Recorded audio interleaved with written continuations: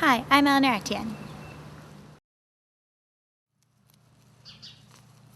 Hi, I'm Chris Kennedy. Hi, I'm Corey St. Louis. You're watching GPS 19. Plant it here.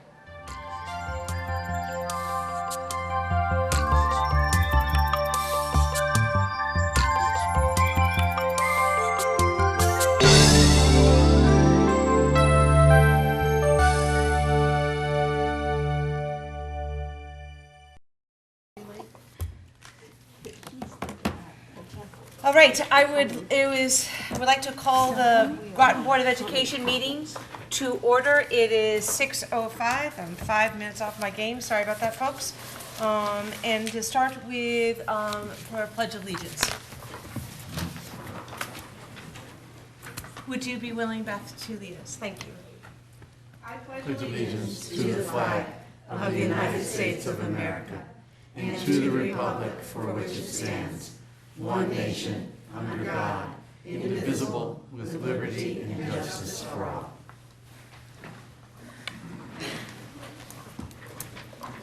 All right, we have some incredible guests with us tonight. We okay? Yeah. All right, awesome. Awesome. All right, so we have some wonderful guests with us tonight. And Dr. Grenier, would you like to start that off? Sure. I'm actually going to go to the podium and then invite one of our guests to come up.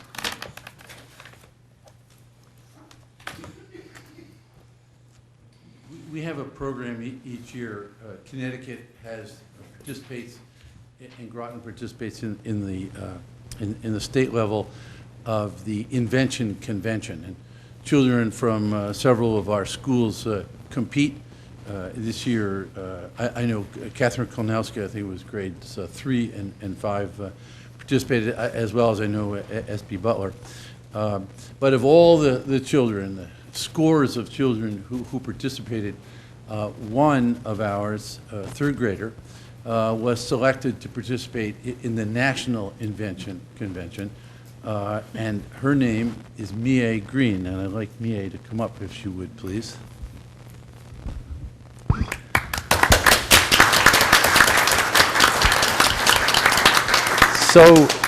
So Mie, why don't you stand right here, and we'll let the people hear a little bit about it. Mie, I'm going to let her explain this because she's actually a television personality now, and she's not remotely shy. And the first night I met her about 2 months ago, she explained to me what she will explain to you in a moment, which is a really useful, practical invention that when she went to Detroit, like we have Grammy Awards and Tony Awards, they have STEMmy Awards, and Mie won a STEMmy Award for this. So I'm gonna introduce. Well, if this was 2 days ago, I would introduce a third grader. She's now a very big fourth grader, so I don't want to take too much of her stature away. But how about if you can explain, and I think we're going to get some help maybe from your mom. So Mie Green. Hello. Hi. Here is my invention right here. And it is not complete yet right this second, but it's almost complete right about now.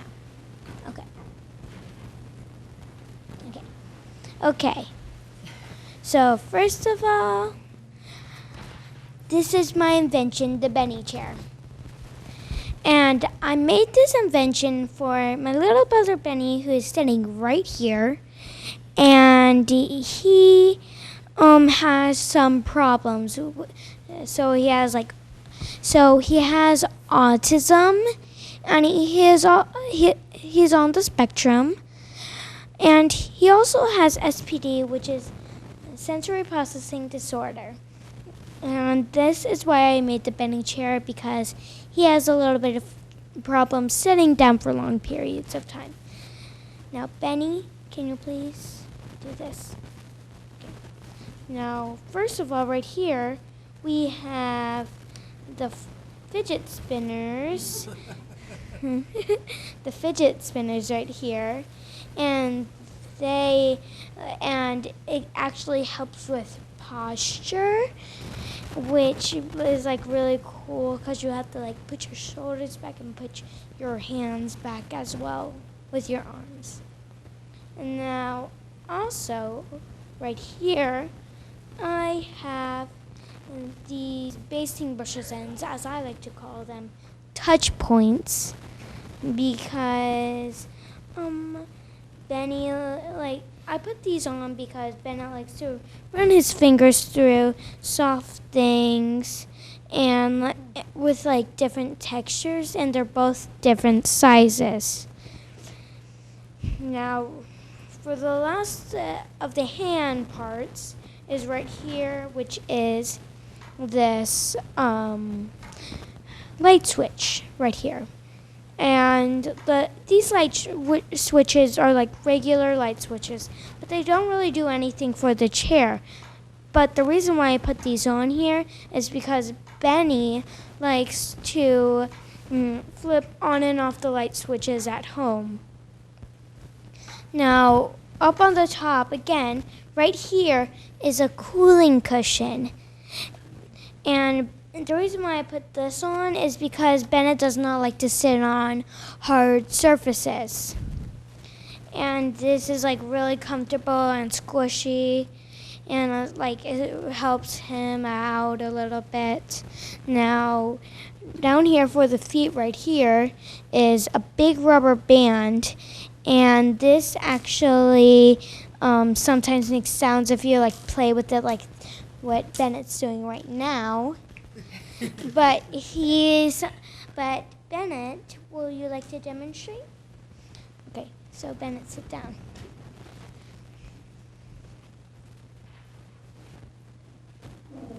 Right here. He likes to bounce his feet up and down and likes to run in place with it a lot, even though it makes a little bit of sound. And now, finally, last but not least, we have the foot pedal right here, which used to bounce his feet back and forth. Wow.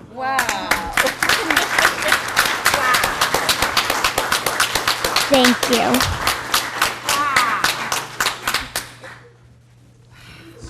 So you went to Detroit. Can you just tell us a little bit? It's a big, huge. I think it was the Ford Museum. I'm sorry. The Henry Ford Museum, and so a number of us were sort of jealous that Mie and her mom, right, got to go. So can you tell us just a little bit about the Henry Ford Museum and what it was like and how many kids were there and everything? There were like a whole lot of kids. I think there were about like 800 kids. Wow. 450. That feels like 800. Anyways, and like I produced this invention, though I did not win any awards, if anyone was going to ask me that. No, I did not. But I did get a certificate for participating. We stayed at like a hotel there. We went there for like 3 nights. Only one day was like the real judging. So it was like really fun. We got a couple of things. We even got like some pins. I even made like 2 pins myself. That sounds like so cool. Yes. I need it. That's why I designed this. This can also be used for the classroom because it's like really quiet.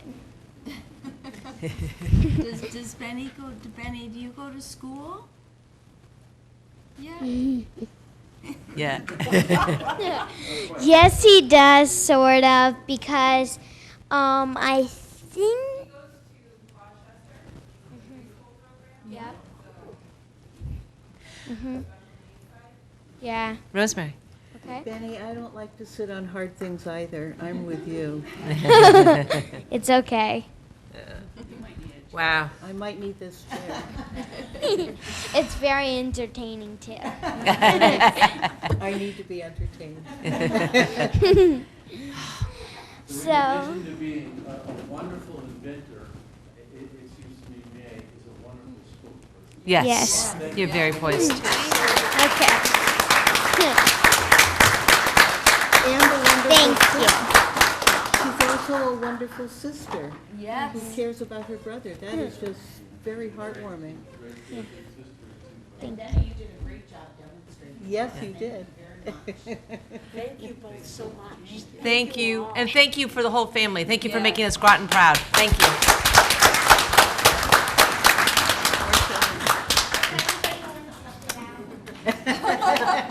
Yes, you bet. Dr. Grenier wants to test it out. I actually spent a little time in this the first time we met, right?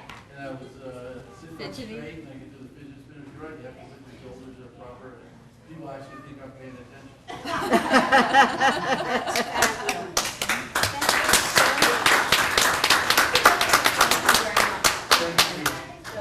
That's good, thank you. Thank you so much. Yay. Oh, cool. Wow, that was So wonderful. Dr. Grenier, do you want to stay there? Yes, I do. But actually, because we're going to move into three other remarkable guests that we have, we had three students participate in a very prestigious theatrical event called the Eugene O'Neill Theater Center Young Playwrights Festival. And to explain this a little bit, we actually have a couple of speakers. One of them is Ms. Kwasny, who is the teacher from Westside Middle School. And maybe, Angela, you could come up so we can know this playwright that we're talking about. And then maybe you and I can.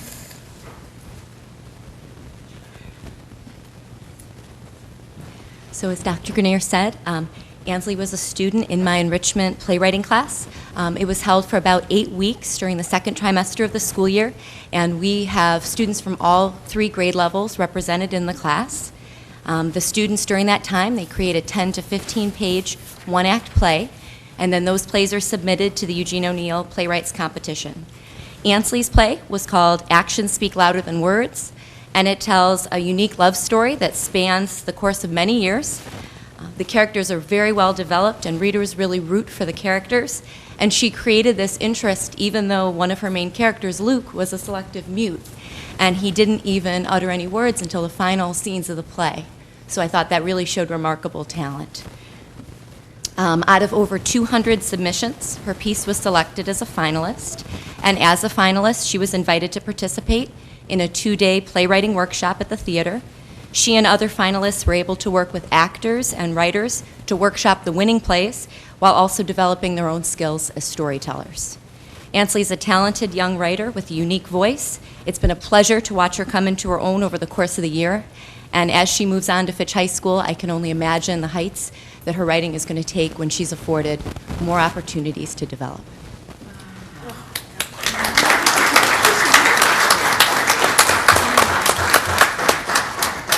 So what Dr. Grenier and I would love to present to you is just a certificate of recognition for your hard work, and congratulations, and we are so proud of you. And so thank you.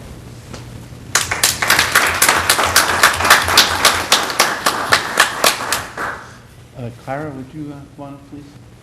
So in addition to Ansley, we had one other person, Clara Garish, was selected as a guest playwright. And so just to give you a little bit of background, Ms. Kwasny was right. There's actually 208 plays were submitted. In Clara's case, she actually submitted a play in 2017. And that summer, last summer, she was selected as a semifinalist, but didn't actually make it to the festival where they did the workshops and all that stuff. But she has perseverance and wrote another play, and this summer submitted a play which actually was a product of her creative writing class. And at the conference, what they did was they did a cold read. I'll introduce you to one of the finalist playwrights in a moment, but they did a cold read of 5 of the 208 plays that were submitted.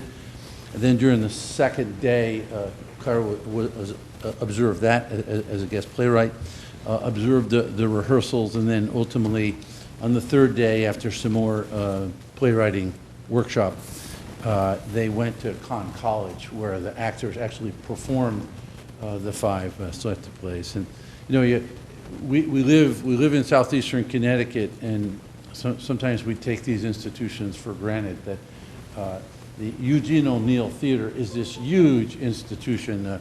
August Wilson used to come here, the noted playwright, a fellow named Lin-Manuel Miranda, that some of you may know.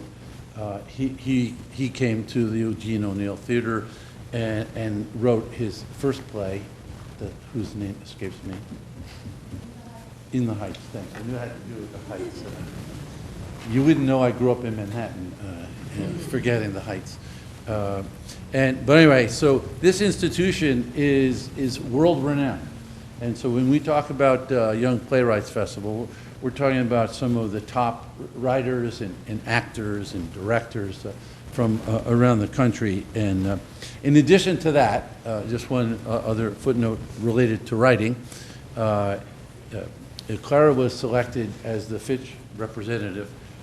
She is our poet laureate, and went recently to the Mystic Art Cafe, where there was a workshop for poets, and got some good feedback on her writing. And so she's really a distinguished writer, and I know her college choice is sort of hovering in the option category, perhaps Goodwin College, perhaps Three Rivers, but my sense is that we have a young writer on our hands here who's going to continue to produce. So congratulations on being a guest playwright, and we're going to ask Chairman Watson to present you a certificate acknowledging your contribution. Thank you. Congratulations, and we are so proud of you. Thank you.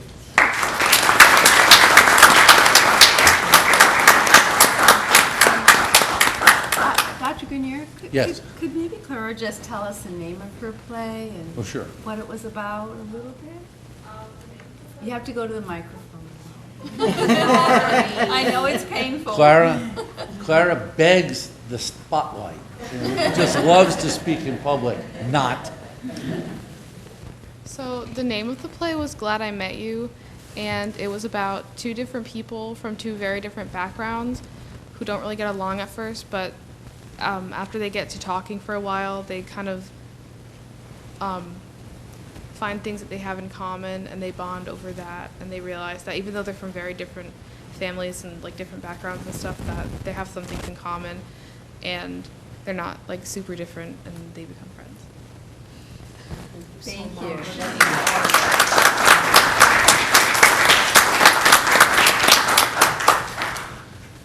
As I said, of the 208 plays that were submitted, 5 were actually submitted to be performed, and were in fact performed at Connecticut College by professional actors.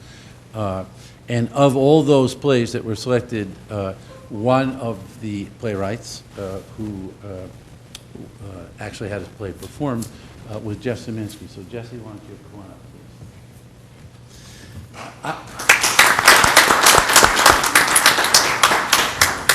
please? I'm not sure if this is more an example of outstanding writing ability or perseverance, because Jesse actually in 2016 was a guest playwright and went to the festival and saw the interesting things that were going on, and so in 2017, last summer, he wrote another play which was not selected.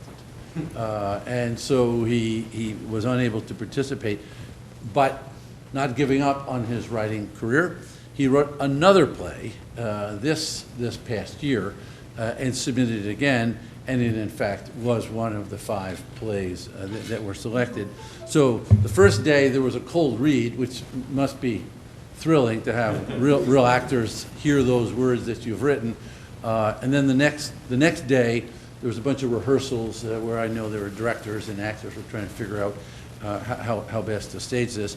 And then on the 3rd day of the festival, the whole troupe of our young playwrights went to Connecticut College, and actually these 5 one-act plays were performed. And so Jesse got to see his play directed and performed by professional actors. So I'm going to ask the same question as Mrs. Volkman. If you could just tell us a little bit about the play, we'd appreciate it, and then we'll make a little certificate presentation. My play is called Places to Go, People to Be. It's about a stepfather and a stepson working together to overcome the grief of a past mother and wife, while also dealing with stresses of having such a separation as step family members, as well as overcoming addiction. I've been told it's heartwarming. It's very nice to hear that. And I very much appreciated the opportunities that the program allowed me to take advantage of. I encourage anyone that has the chance to seize it.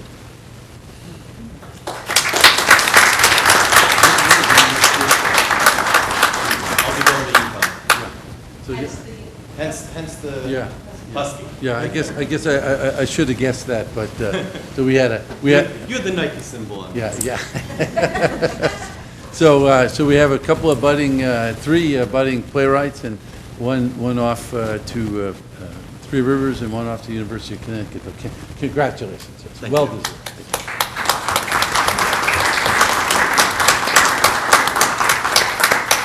I'd also like to recognize both Jesse and Clara for their work in the Amphora.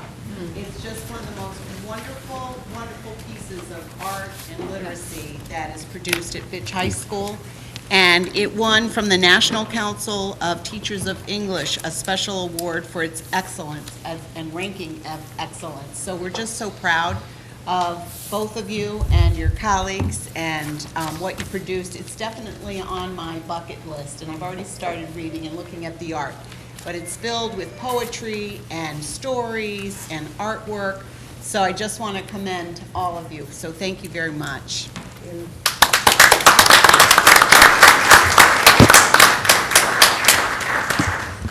You guys make us very much Groton proud, and so once again, thank you for coming out and getting your certificate, but actually more, thank you for your hard work and just willing to shine. And for those of you who leave our community or stay in our community, we say good luck and safe travels, and come back often to let us know how well you're doing. And for you, welcome to Fitch, and I'm sure you're going to flourish as well. So, and also thank you for, is it Mia? No. Mia. Excuse me. Yeah, no, she's very clear about that. And I apologize about that, but thank you for coming, and good luck on your 4th grade career. I'm looking forward to hearing more about you. All right, so this is the portion. Yes, please. I just want to encourage anyone who hasn't had an opportunity to go to the Eugene O'Neill Theater this summer. For the next couple of weeks, they're doing new musicals that they run through. They do readings. Then they'll do the Playwrights Conference, and after that is a couple of weeks of cabarets, and it's phenomenal. I mean, I've been going there for many years, and I used to teach in New London. I would volunteer there, and it was the first time I saw Meryl Streep, Robert Redford. They were all students at Yale Repertoire Theater. A lot of the students come and perform, and it's a wonderful place. So please, to bring a picnic, go sit outside by the water. It's just really pretty. We're very blessed to have that. Could I say one thing? I worked at Connecticut College in the Public Relations Department for some time, and there was an event. It was endowed by some parents, and it's called The Writer as Witness. You are the writers, you are the witness. You are going to tell other people what our country is all about, because you are the people that we will be listening to and reading you. Thank you so much.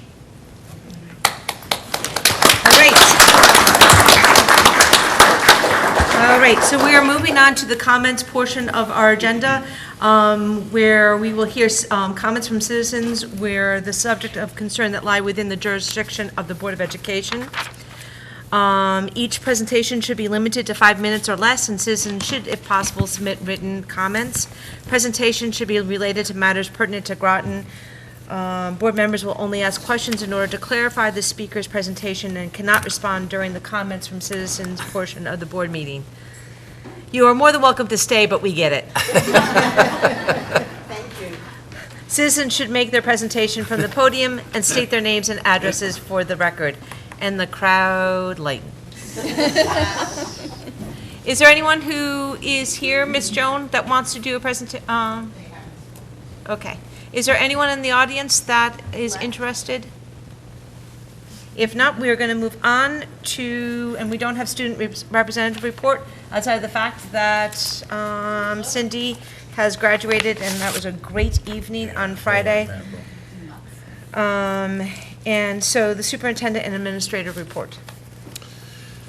I know that this was sent with the packet. I thought having a little bit of update on, first of all, graduation, as Chairman Watson just said, was a spectacular event. It was wonderful weather, and I must say, and this is true for the both middle school promotion ceremonies I went to, I've never seen a school district where the students cheer for each other so enthusiastically. It's just absolutely heartwarming.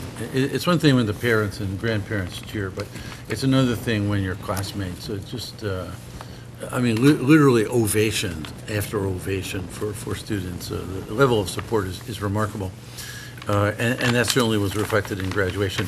But the report that I have here is actually some of the data that we will provide for the Alliance folks. And I thought it would be helpful to know something about post-secondary plans. That there were about 10% of the students who, at least at this point, are undecided about their future. About 16% of the students plan to go to a two-year college, primarily Three Rivers. About 62% of the students are going on to four-year college. So when you combine 16 and 62, it looks like about 78% of our kids are going on to a college experience. Just one to a voc tech school. That's somewhat unusual. 7 students are going directly into the military. 13 are going directly into the workforce. And a number of students said to me on Friday night that they are taking the opportunity to do a gap year on purpose, to take a year off, make some money, figure out what they really want to do, and go off to college. And colleges actually accept kids and then give them a year. I know the Coast Guard Academy does, for example. So we had 226 students graduate, and they are off on their way, and I understand they had a wonderful party at the Mystic Indoor Sports, and I think made all of us feel very proud. It was a great night. So that's it for me. All right. Susan?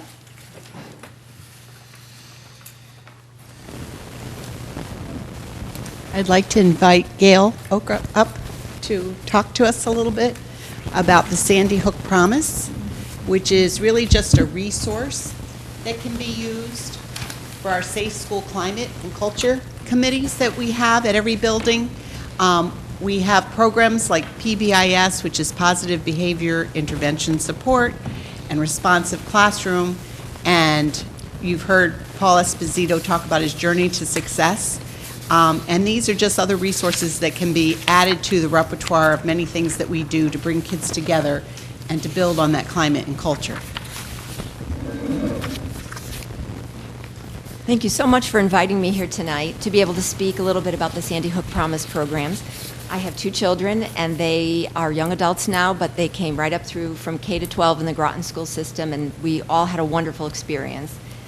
And now I'm off as an empty nester doing other things.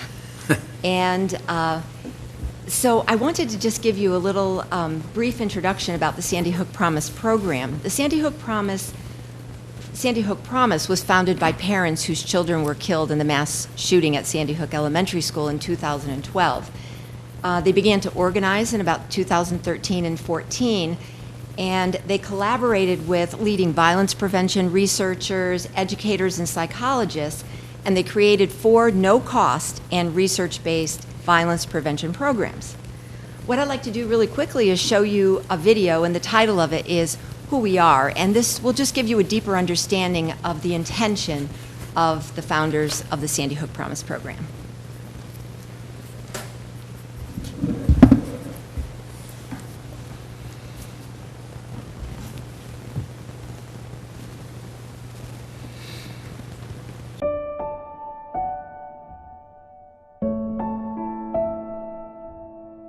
Dylan was just pure love. He was the glue that held us together, and he had an amazing laugh. Every day from school, he would bring home pieces of paper that he made big purple dots on. He was only 6 years old and in first grade when he was killed. I'll never know what he could have become. That morning, Friday, December 14th, literally changed who I am as a person. Daniel was an exceptional little soul. He was a light of happiness. People could truly feel and sense his warmth and compassion. He had a lot of love, and he gave that all back tenfold. After the shooting, Mark and I, along with several other family members, launched Sandy Hook Promise to honor our loved ones' lives and ensure this never happens to any other family. Sandy Hook Promise is focused on just one goal: prevent gun violence before it happens. So how will we do this? We'll do this in 3 ways. The first is training people how to know the signs. The second is building an engaged base. And the third is passing sensible policy. We start by teaching 26 million youth and adults our Know the Signs violence prevention programs by the year 2026, shifting the culture of 2 generations. We deliver these programs at no cost because we believe that money should not get in the way of saving a life. There are 4 Know the Signs programs. The first program we teach is called Start with Hello. Start with Hello teaches students how to recognize and minimize social isolation, marginalization, and rejection, and then teaches them how to create a school culture that's more inclusive, that reaches out to isolated individuals, because we know that those behaviors are some of the indicators for someone who could go on to eventually hurt themselves or someone else. Second, Signs of Suicide, or SOS. SOS trains youth and adults how to identify, intervene, and get help for people who may be depressed or suicidal. Research shows that 7 out of 10 individuals tell somebody or give off signals before they complete suicide. Our third program is called Say Something.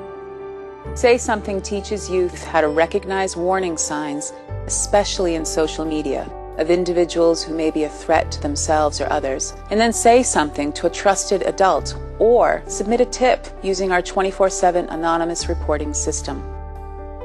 Fourth, Safety Assessment and Intervention creates multidisciplinary teams to identify, assess, and respond to threats of violence or at-risk behavior.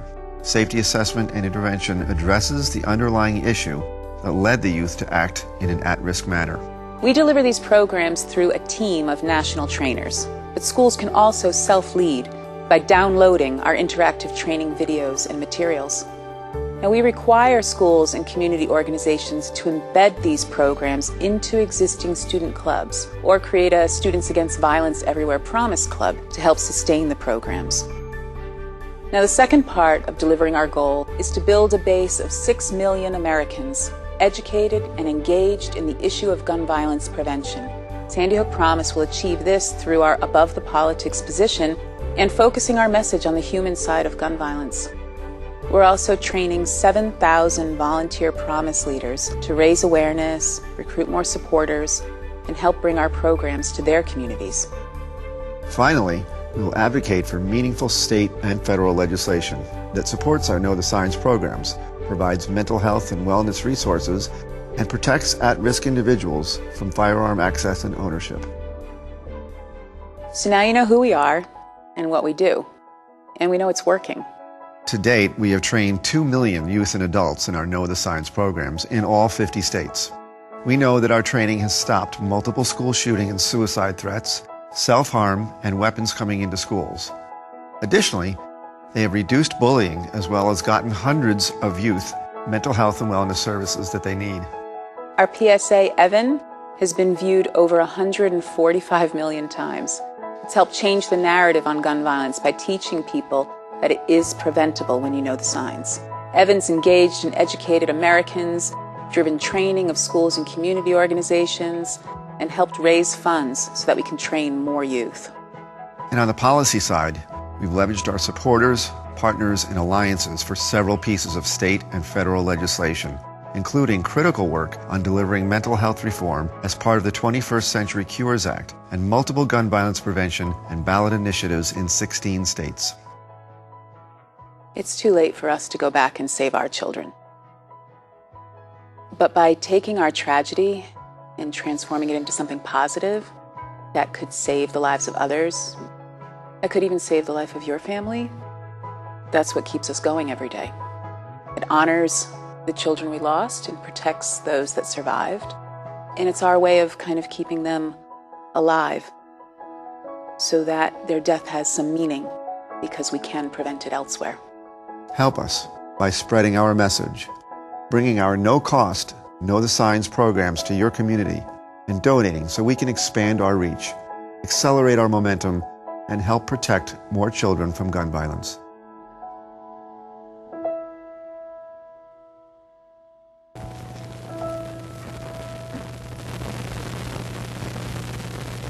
So Katrina Fitzgerald and I became Sandy Hook Promise leaders. A book dropping in the library. What's Sorry about that. So we became Promise leaders, Katrina Fitzgerald and I, and we've already made presentations to the superintendents, to the safety officer, to the military liaison meeting, at the principals meeting, the Climate and Safety Summit, the District Safety Committee, and to the club advisors up at Fitch High School. Two of the programs, and I'll describe them a little bit more just to give you an idea of what they will entail, will be such a valuable addition to the district's safe school climate initiatives. And they are Start with Hello, which is designed for children in K through 12. In Midland High School, as they spoke about on the video, it will be led by the students. So where the students will create a Students Against Violence Everywhere club, and it could be a standalone club or it could be embedded into a club like More Than Words or Student Council. And it consists of classroom discussions, activities, assemblies. And the beauty of these two programs are they could be tailored to fit each school. The other program, Say Something, is designed for students in middle school and high school. It's also student-led with the Students Against Violence Everywhere Club, and it uses video presentations, assemblies, activities, and discussions. And then a liaison from each school will be designated, so that person will lead the implementation of the programs. At Fitch High School, Assistant Principal Erin McGuire has already stepped up to be the high school liaison. And so far, to date, her group, in addition to the students, have repainted school bathrooms, each having a theme. They've recognized birthdays with a birthday wall. They've joined a national organization called We Dine Together, where that is dedicated to never having a student sit alone that doesn't want to in the cafeteria. They've created mental health flow charts for the staff and coaches, and this summer they're planning a schedule so that they can roll out both programs. So as we are made aware, as Katrina and I are being made aware of the liaisons within each school, we'll offer them resources and support. So thank you so much. And are there any questions?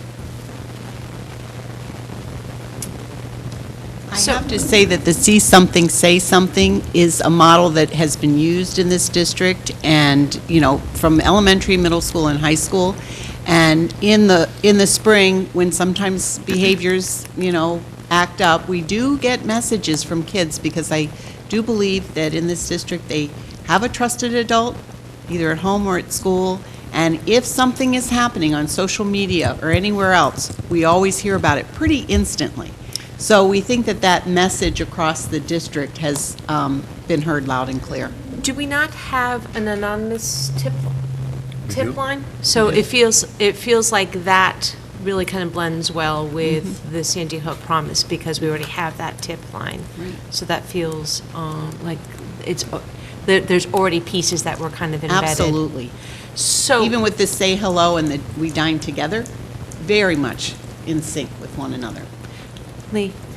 I would, we are a nice bunch of school members here.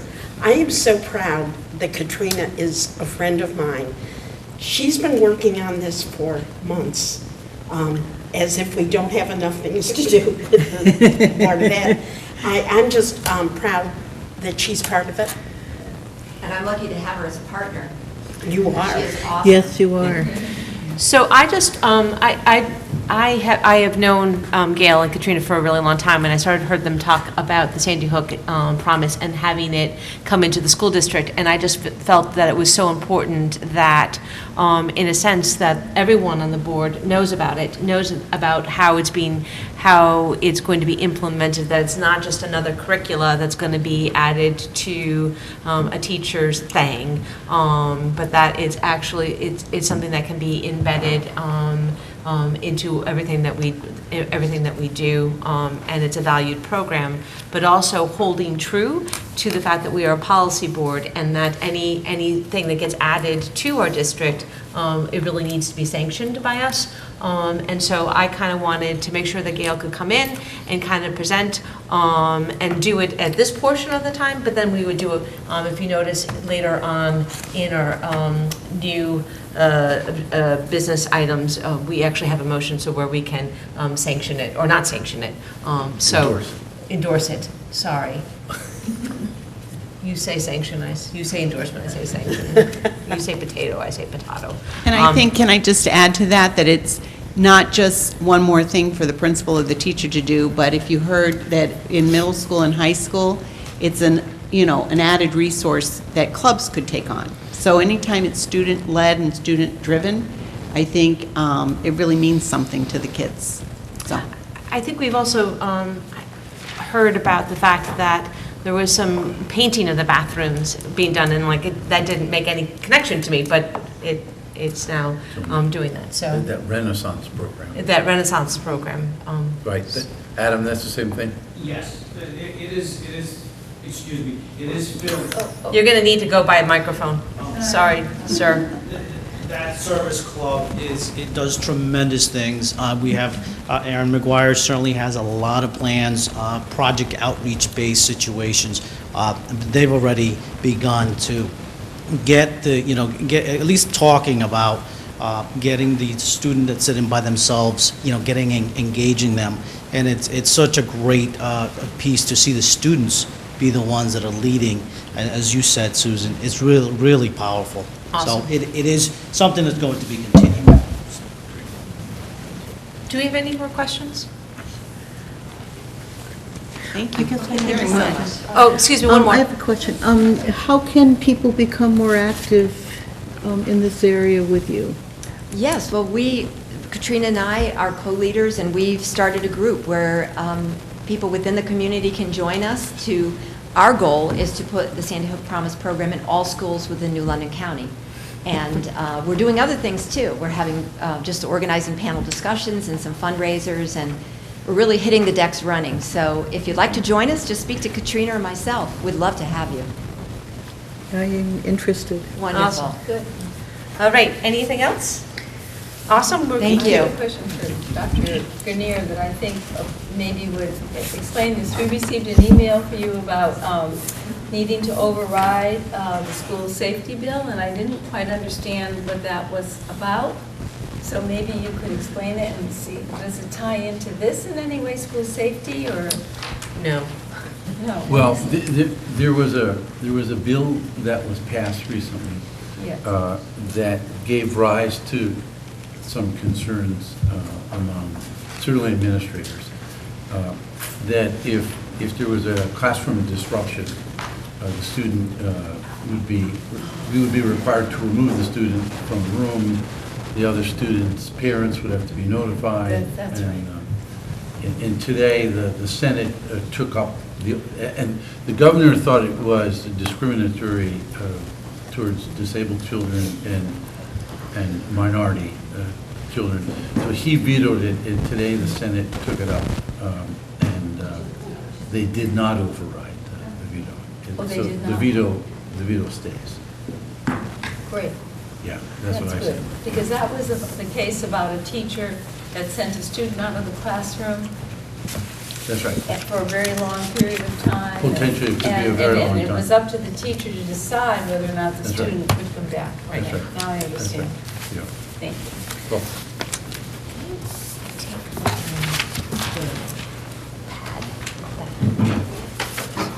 Sorry, folks, I'm just trying to find support for my back. Nope. All right. You can get the Benny chair. Yeah. I can fidget along with that. I actually have like 4 fidgets with me, so Ben and I, we're close. We're now at the business manager report, so Ken? We have an updated object code summary. It's got 61818 at the top of it. I think it was all in the packets. If you don't have a copy of it. Yep. So we should, I think we have it in the packet. Yep. This is, again, this is a object code summary based upon our approved budget for 2018 of $76,468,239. As of last Monday, we anticipated having unexpended funds of $714,357. This is being driven by salaries and tuition, offset by some over budget expenses in employee benefits. And so this will set the board up later in the meeting when the board will have to vote for it, a $1.8 million reduction of the budget that was passed on February, in late February. So, right, FY19 budget. And I would say a good portion of this unexpended balance is due to the good fortune of the Alliance District, and we were able to. The Alliance funds came in at the end of last month, and we were able. There were some expenses that we were carrying on the board that Alliance was able to pick up. So that's why. Which contributes to the unexpended balance, and which will then contribute to helping us bear the $1.8 million cut. Correct.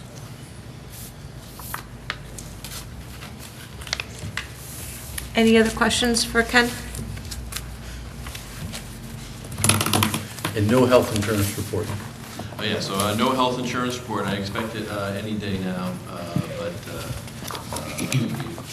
the April report that we gave last month was the last one we had.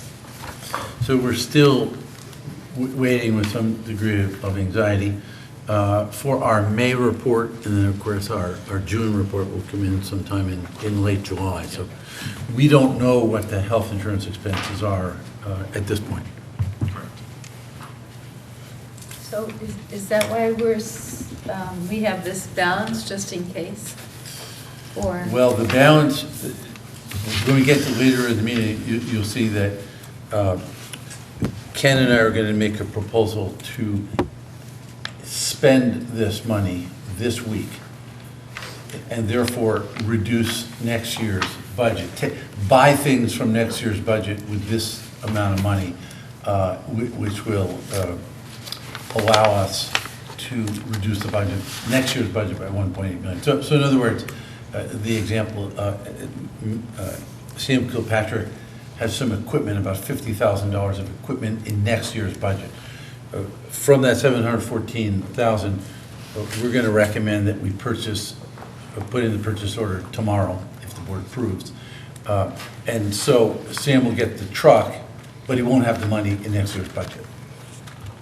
Are we getting a listing of this? Yes. It's in your attachment.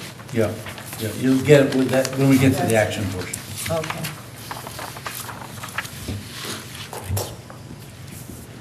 Alrighty, so we're gonna move on to committee reports. No, building and grounds. I always. Is this a joke or what? I had turned the page. Metaphorically. Metaphor. Good evening. Good evening. How were you tonight? Very well. You? I'm dandy. Great. Since the last time we met, a group of us again met with the architect. This is on the 2020 report. A group of us again met with the architects, Perkins Eastman, to do our final programming meeting, which aligns our ed specs with the building itself. So that meeting took place.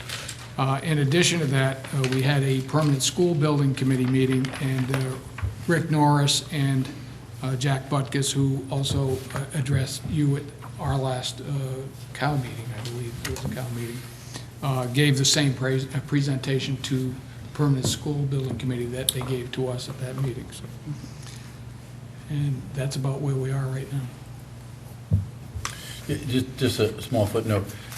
The architects that Sam was talking about are the two elementary schools. And so one of the charges for the architect for the two schools right now is to determine if it would be more cost effective to build new buildings or renovate. So they're actually doing cost estimates for both. So they're kind of doing the it's two very different things, as you can imagine, trying to shoehorn an elementary school into the confines of the two middle schools that we have right now. But we should, I think by next month, we should have a decision, and I think by mid-July, Sam and I and some others will go up to the State Department and make our pitch for whichever one is less expensive, and then keep on going. Rita? Sam, could you tell us about some of your projects for the summer? In terms of not the new schools, but your ongoing, the maybe driveways or work in the different schools that your crew is going to be doing. Yeah, well, the biggest projects that we have for this summer are the work that we need to do at the two middle schools, which are going to be intra-district magnet schools next year. So we are doing some projects at Cutler Middle School, a sound booth, for instance, at Cutler for the Arts and Humanities program. At Westside Middle School will be the Academy program is going to be moving out of their space, so we need to reconstruct some rooms out in the portables for the Academy program, and in addition to that, prepare the space downstairs for the STEM program. So those are the two big items. The town has taken on the task of removing the oil tank from Westside Middle School, which we would have had to have done this summer. But Rick Norris is heading that up, and that'll take place this summer as well. And then our normal everyday projects that we do every summer will be taking place as well. But those are the big ones. Any parking lots? Mary Morrison? No, there are no parking lot projects at this point, other than a Cub Scout pack has asked if they could fill in some potholes at the Claude Chester parking lot, so as one of their summer projects. So with some assistance from our group, I think we can accomplish that. But if you were speaking about anything else in particular, no, we're not going to be doing that at this time. Thank you. Good job, Rita. Good job. Any other questions for Mr. Kilpatrick? All right, would you like to go again, just to make up for the fact that I skipped over you? I'm good, thank you. Ignore him. All right, thank you, dear. All right, so now on committee reports, policy, Lee? We meet we're not meeting actually in July. In July, we're missing But we July. meet, and today we will be talking about the second reading of 2 of our policies under old business. Okay, awesome. And curriculum? We met with the people from Apex. We attended a workshop on the program that's proposed for the summer school. And we also did a webinar with them, and we got teacher feedback, both in writing and from their presence at those 2 programs. And then we, at the curriculum meeting, we invited Mr. Diskin and several teachers to come and meet with us and give us feedback. And we wholeheartedly approve of the program to be piloted during the summer. This will come up for your approval. But that's from the committee that we are in favor of that. And Mr. Diskin is here later on if we have any specific questions. That's it. Thank you very much. I know that Jay's not here. Katrina, I know that you were a member of the Finance and Facilities Committee. Do you have? We reviewed the CIP requests for August. We talked about something coming up later. The purchasing, how we're going to handle the purchasing. From this year's money, next year's items.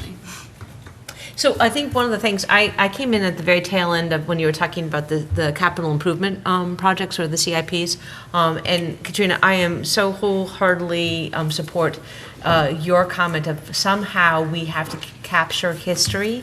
Kind of like the comment that my dear friend to the right was talking about the parking lot.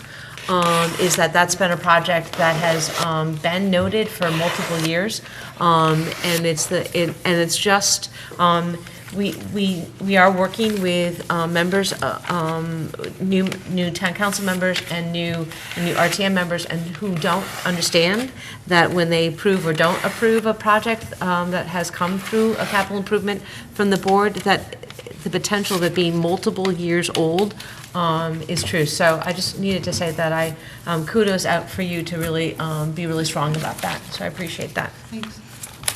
I also believe that you guys talked about central office salaries was on the agenda. Yes. For you guys. But Central office salaries, the IB, the cost of students, what it costs for us to educate students, and, the tuition, based on the actual, and there were things taken out that were not calculated that are fixed costs. I'm sure you're going to show us a form about that. That'll come up and everything, right? Today? No, not today. Eventually. Yep. And I think that was about it. Mike, do you remember anything else? Yeah, just that non-union, Oh, the non-union, that was all part of, okay. Essentially, it's 1.5%, which was in the budget, which is in the budget. I think that's it. Okay. Thank you. Rita, Learn? We had a meeting last Thursday at Learn. The month before was at the Marine Science Magnet High School, which was wonderful. A Groton student who was a senior who's going to the Coast Guard Academy presented, and she was extremely articulate. And another Groton student who came to the Learn board meeting in June she was the speaker for their graduation, and it was wonderful. But they received an award from CABE for their budget. It was the first year they had a really extensive budget, which I passed along to Ken because I thought it was so well done and really explained things. We also had an executive committee report on Dr. Howley's, the executive director of Learn, her evaluation. And they had election of officers, and I was re-elected to the executive board, which was nice. And I'll be continuing on the building committee board for the learning, the Learning Academy on Ocean Avenue, which hopefully will have students by December 1st. Unfortunately, they found some asbestos when they moved cabinets, so it'll slow things up. They thought November, but now it's December, so we're hoping anyway. So, that's my report. Thank you. Yay. 2 weeks ago, we had the Board of Ed, Town Council, and RTM liaison meeting, and there was a few of us that attended, and we had we had representatives from each of the boards or committees, and so that was great. What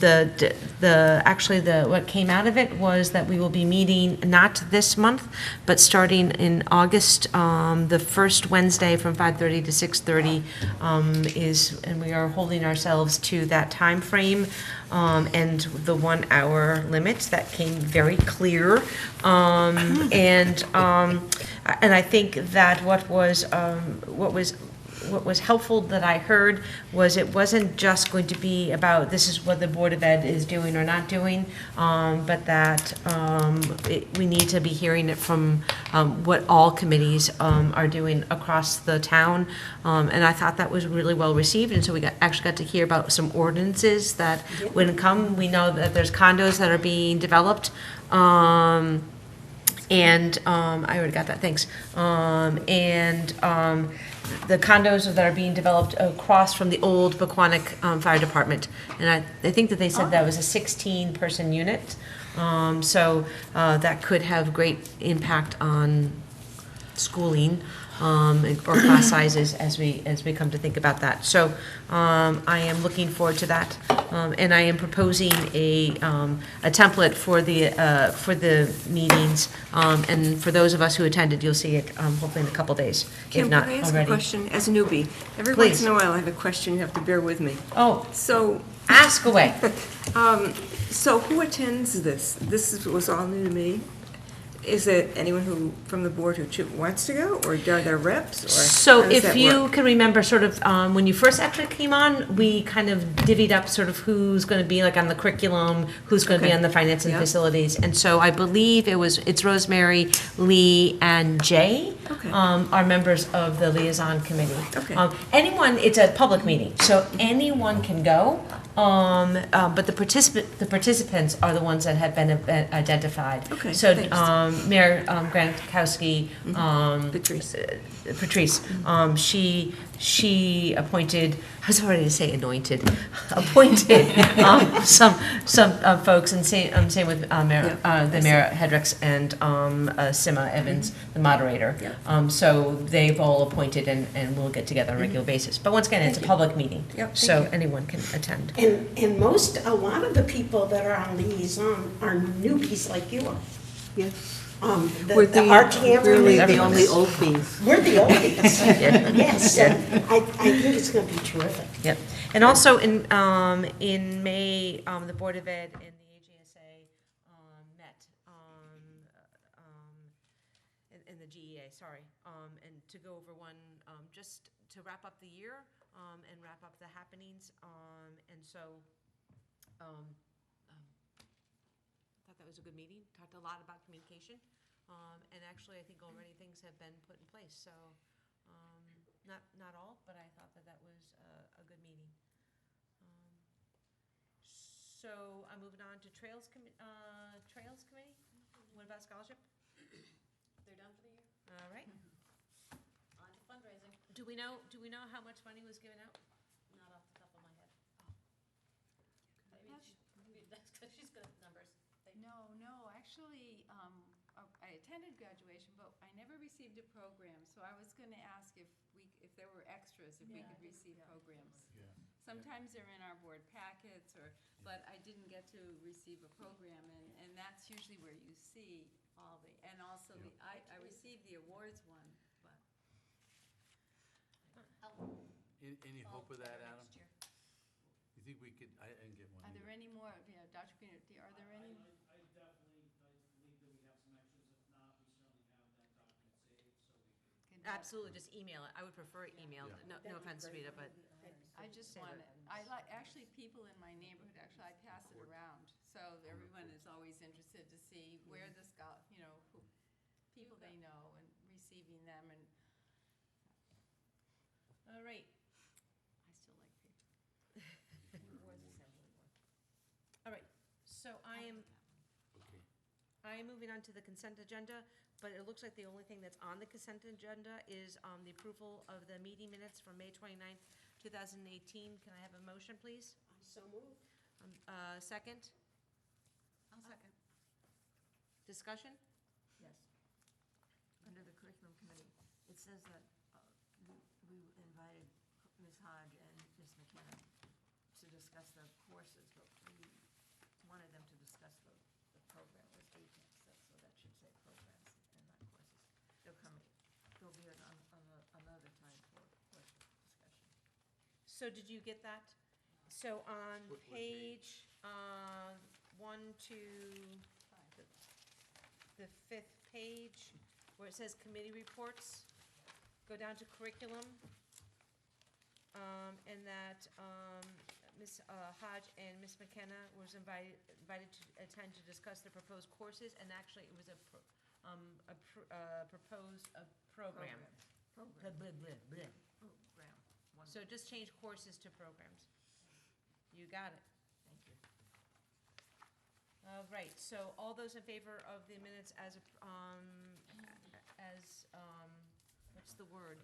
Amended. Amended, please say aye. Aye. Those opposed? Abstain? Motion has carried. We are now moving on to old business. Rosemary, would you be willing to read number 1, please, the motion for number 1? The discussion and possible action regarding the approval as a second reading of policy P5145.12, search and seizure, attachment number 4 in our packet. And I make a motion to approve as a second reading policy P5145.12, search and seizure. So we just want to make sure that it's policy 5145. Did I say? Yeah, it's okay, you added a couple things. I kind of like that. Can I have a second, please? I'll second that. I have a second from Katrina. Do we need any discussion about this? Hearing none, all those in favor of the policy, second reading of the policy of 5145-12, search and seizure, please say aye. Aye. Oppose? Abstain? Motion has carried. Lee, can you read the motion for number 2, please? I may. Discussion and possible action regarding the approval of a second reading of policy P6172, alternative education programs, which is attachment number 5. The motion is to approve as a second reading policy P6172, alternative education programs. Can I have a second? Second. Rosemary seconded. Do we have any discussion?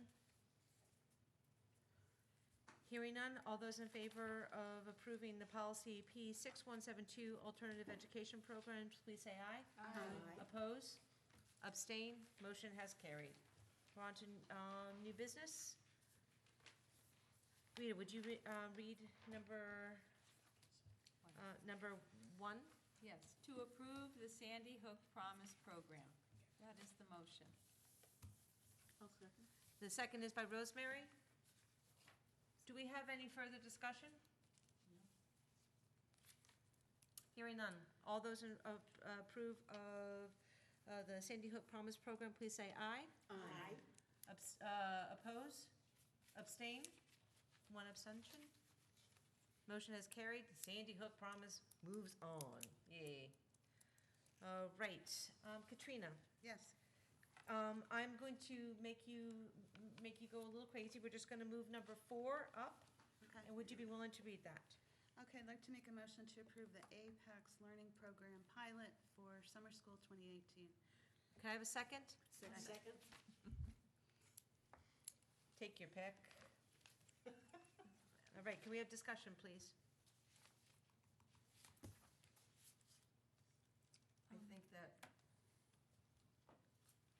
I think I said everything that needed to be said.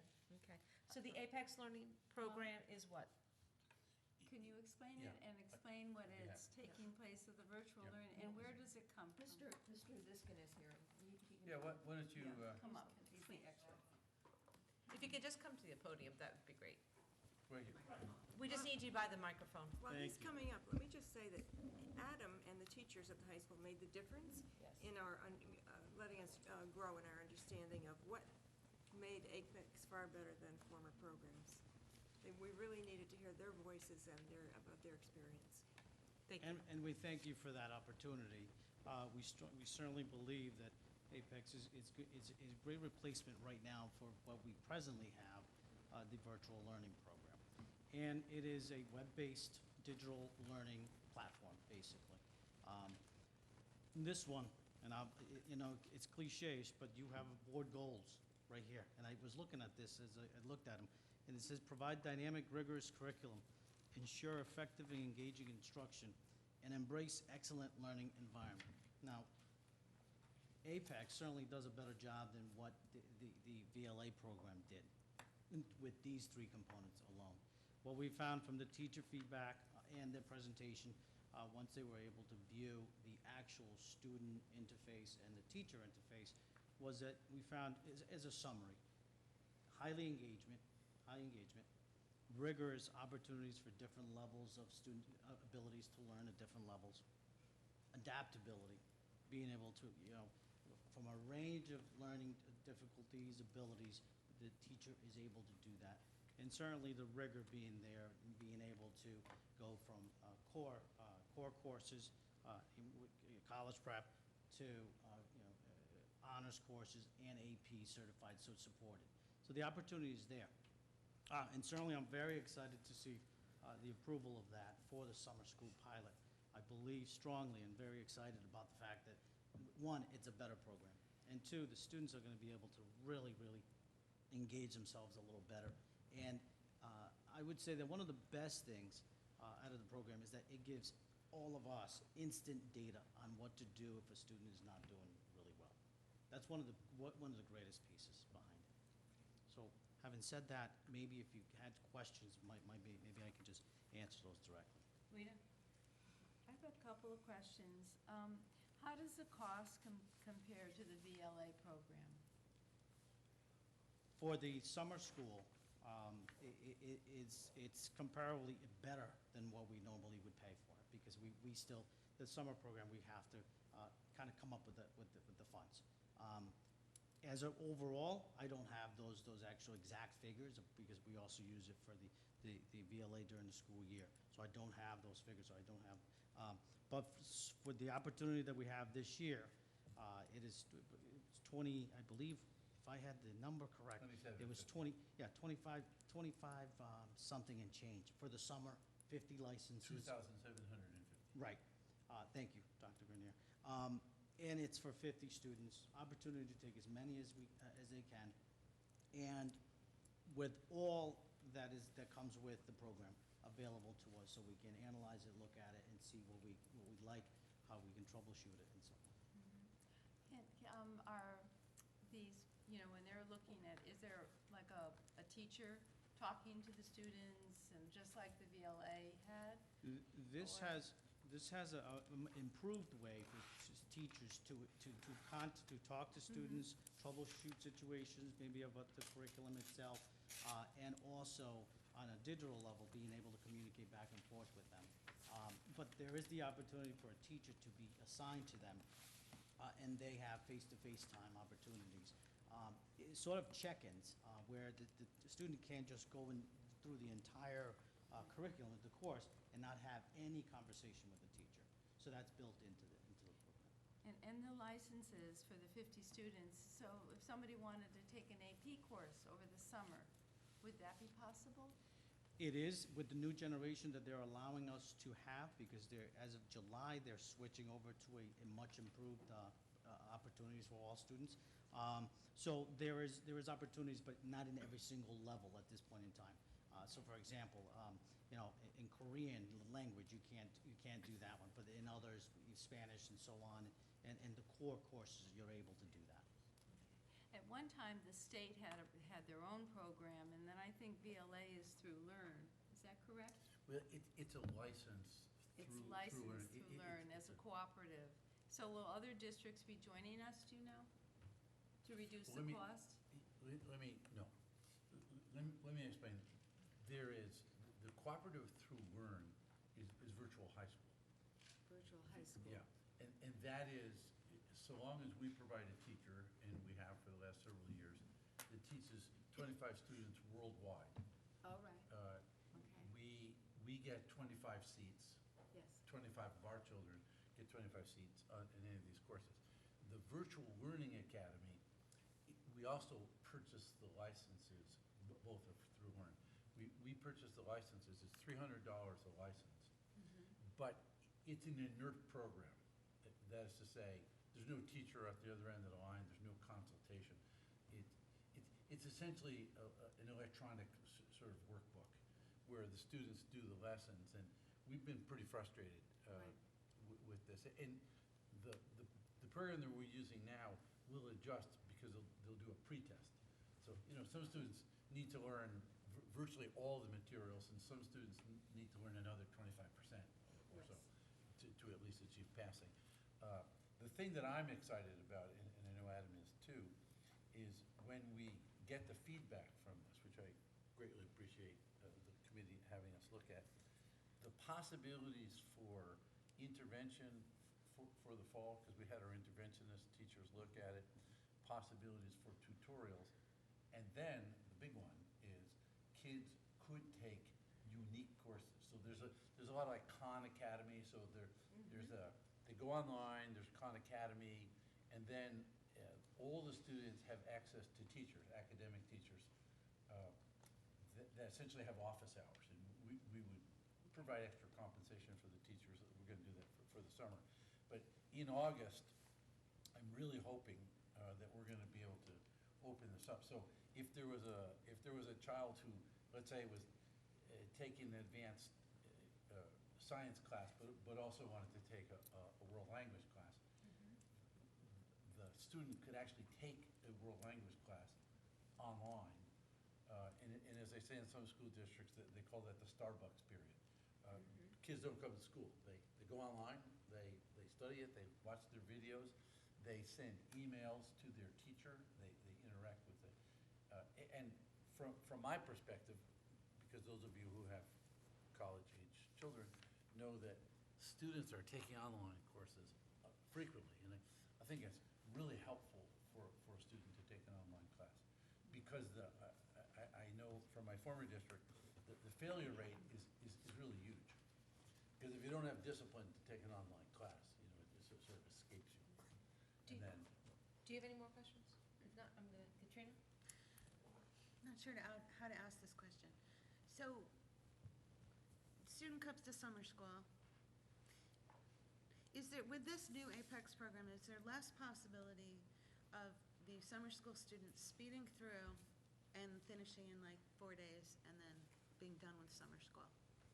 Well, there's two ways we can go about it. There is that pre-test opportunity where students, I know that this has been voiced in the past, is why is the student relearning something all over again? This is an opportunity where the student can actually take a pre-test, and it will essentially give us the teachers information about how they did in what areas, and then focus in on the gaps in their education in that particular subject matter. And I think that's really powerful. That allows us to be able to adjust the instruction. So that's one great piece. So there is a pre-test to it. So at least they're getting something that you're not just repeating and being bored. So that's a good part of the engagement. But there is opportunities. For example, we're going to be receiving books that students will have, and they will be reading them. So just from what I know so far, and I'm highly excited about it, it is much more higher expectations than the VLA, and the way it was set up, it was really, the engagement was at sub below what we expect. This is a new level of opportunity for students on a digital level, and it certainly is challenging enough for them not to cruise so quickly through a subject and be able to get done quickly. One additional piece I may add is that teachers actually, if the student does not do well on an exam, let's say get the 10%, actually all action from a student, opportunity to do any work is halted.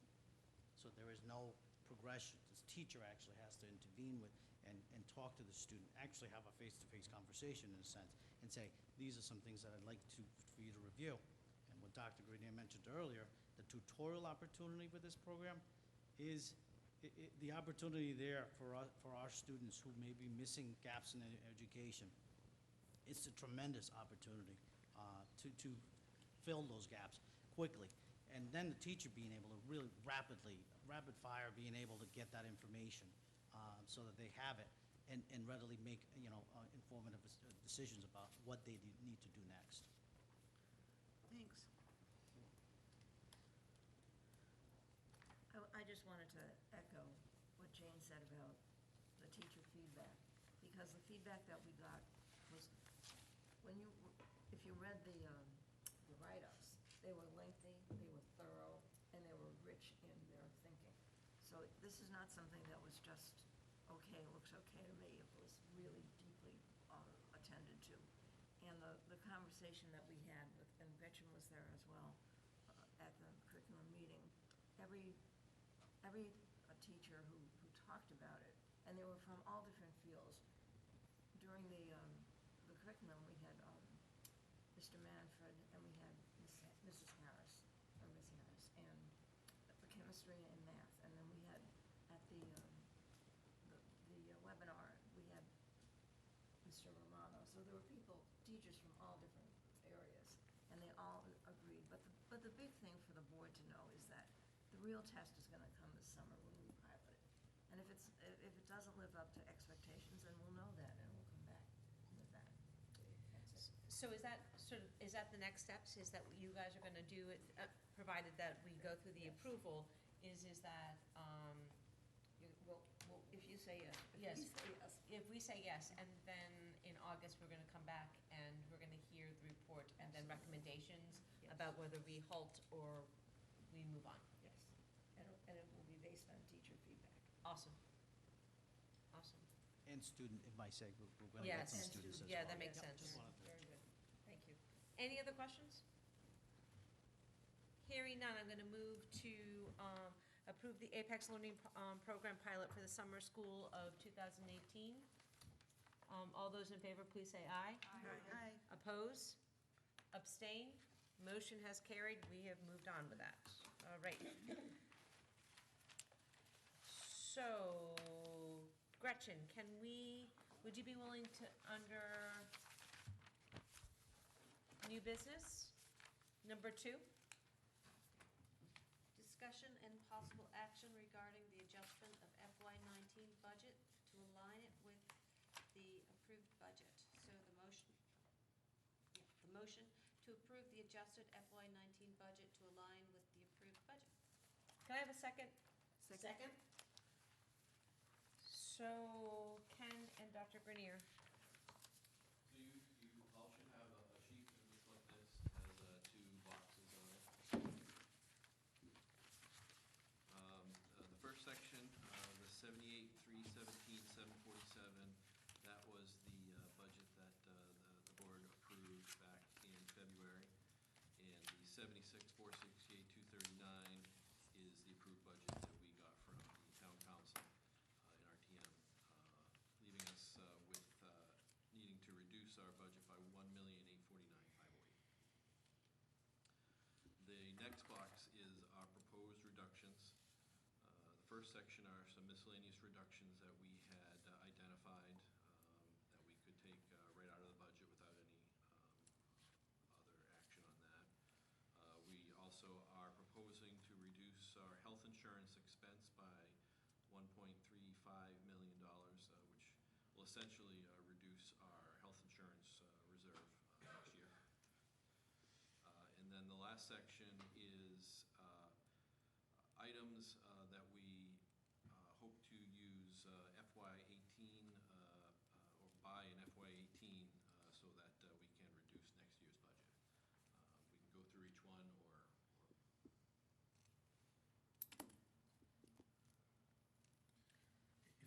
paraphrase, because this is a big deal. The expense covered by FY18, what I was trying to say was, these are items that are in the FY19 budget. And we won't have, obviously, money for them once you cut 1.8 million. And so what Ken and his staff and frankly all of us got together, and we tried to identify things that would be legally able to be purchased now, literally tomorrow. It was $50,000 for truck and maintenance equipment. We've had a bid list for years. We buy paper and pencils and so forth. Sometimes we buy the bid list and leave the site budgets untouched. This year, we're going to buy we're proposing to buy 139,686, but that will come out of their site budget. So if the high school has $20,000 in there, the high school site budget will be reduced by $20,000, but they'll get the $20,000 worth of whatever they order, supplies. There are maintenance and custodial supplies that are in next year's budget, but we can purchase them this week. Literally write a purchase order tomorrow. They might be delivered a little bit later, but we can purchase them now. There's the practice football field is in pretty bad need. It's not in great shape. We use it, of course, for practice, and we also have the marching band, and there's sort of ruts in it, and frankly, it's not really safe. So we are in the process right now of getting some bids, and we think 35,000. Again, if we write the purchase order, and that it would be a legitimate expenditure. And then we had in next year the severance payments for the teachers who are retiring. Well, we could pay them this year. So the 193,322 is the actual money that is owed contractually to the teachers who retired, but we could pay it this week, which would leave us with a $448,008 reduction in the FY19 budget. We'll get the goods and services, but we won't have the money next year. So it's the challenge, and then I'll go back up. The health insurance, we believe right now we probably have about 2.4, is that a fair estimate? Yep. We have about $2.4 million in our health insurance reserve. So this will take us down to about $1 million, $1.1 million. We're not sure where this is going to end. The May bills and the June bills may be a little higher or a little lower, so we'll either have a little bit more than $1 million or a little bit less than $1 million. And then I was going to mention a couple of other things, because as we were thinking about expenditures this year, I wrote a note to the board about CABE. CABE is $20,000, and the National School Board Association is $5,000. Unfortunately, Jay isn't here. We had a long talk over the weekend, and he was very supportive of trying to add these things back in. One way we could add them back in is to pay for it through the Department of Defense Supplemental Impact Aid. And then the last thing I'll say about Supplemental Impact Aid is we should get the letter tomorrow or the next day. It comes in the last week of June. But Dennis Kolkoff said to me today, we really need to order the Chromebooks for the incoming freshman class. And if we wait until August, when all of this would sort of roll out in terms of the board, we could do it in July, I guess. Even if we waited till July, he doesn't think we'll be able to get Chromebooks and roll them out by the first day of school. So I'm proposing that we would allocate $85,000, be authorized to expend $85,000 for the Chromebooks, which we've done for the last 5 years. That's actually how we pay for kids Grow Plus, and it's $85,000. Where does that fall in here? It doesn't fall in the FY '19 money. That would be the Department of Defense supplemental impact aid. Plus another 25,000? 25 for CABE and National School Board Association. Lee? I have, when I found out that there was a little extra money, of course I get very excited, because I'm on a budget, so I know what that's like. I'm better at writing than I am talking, believe it or not. So I made a few bullet points about CABE. For one thing, teachers have had at least 4 years of college and sometimes a graduate. Board of Ed members don't have that. I am not an educator. Many of us are not educators. CABE was incredibly important to me. And I'm gonna write this, and it won't take long. As a newbie over 3 years ago, I was the first time, I can't even an adult, to talk to a board, as some members asked if I had enough time to do this, and I explained that I can write columns in about 2 hours, so I do have time. And before I was even a member, I was asked by one person how I felt about the middle school. At that point, I had been in Groton for less than 6 months, even though I've been living on the shoreline for 30 years. So I said, I can't even make a decision on that. I haven't been here long enough to make that decision. CABE was really important to me for 2 years.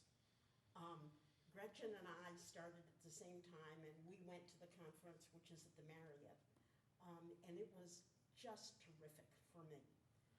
Jane, even though she was a principal and a teacher before that, I know that you were as lost as I was.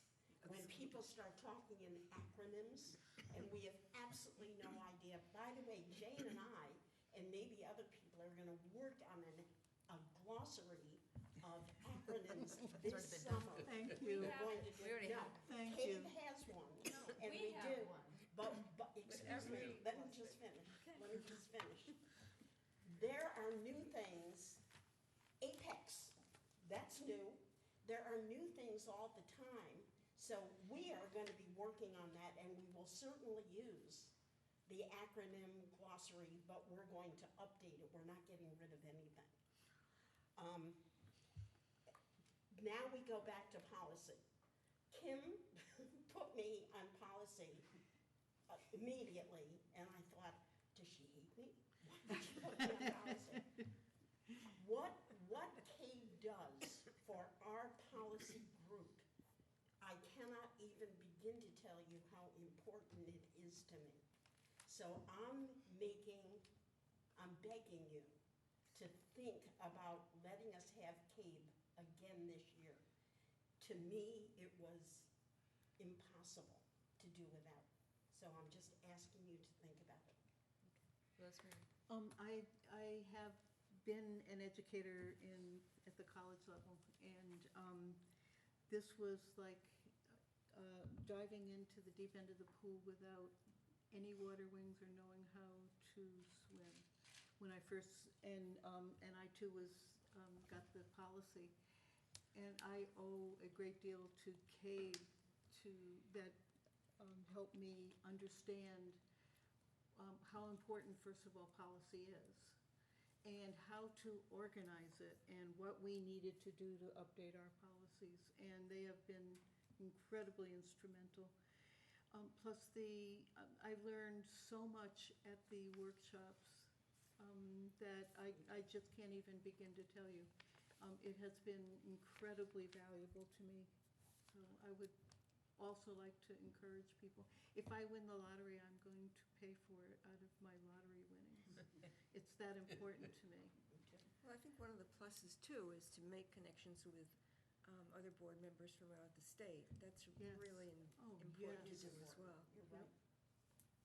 I was shocked when we downed that and as part of the budget. I don't know if you saw my eyes bug out of my head that evening, but I was really surprised because think it's just a great organization to be part of. We need to do that. We can't sit down in the southeast corner of Connecticut in La La Land. We need to. They have also argued for us to restore our budget needs, and I can't put a price tag on that. And they've given us legal information.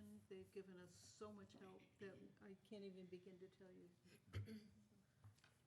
Katrina? I agree with everything that's been said, but I would, and if we do have the money, I really would like to rejoin. But I think also, if there's, I think to do our due diligence, are there other organizations or combinations of organizations that can do the same thing? And if they can't, then I think this is our best bet, and frankly, I don't think there is any other option, but like I said, I think through our due diligence, we need to look at that.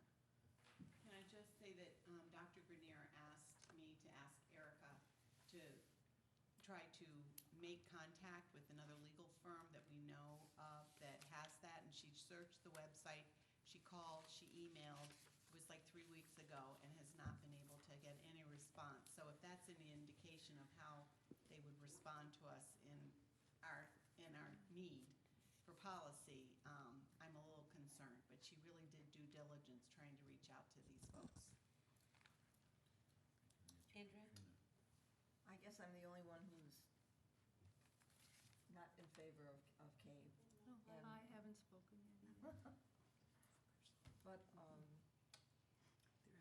I find that their policies are almost unintelligible and poorly written.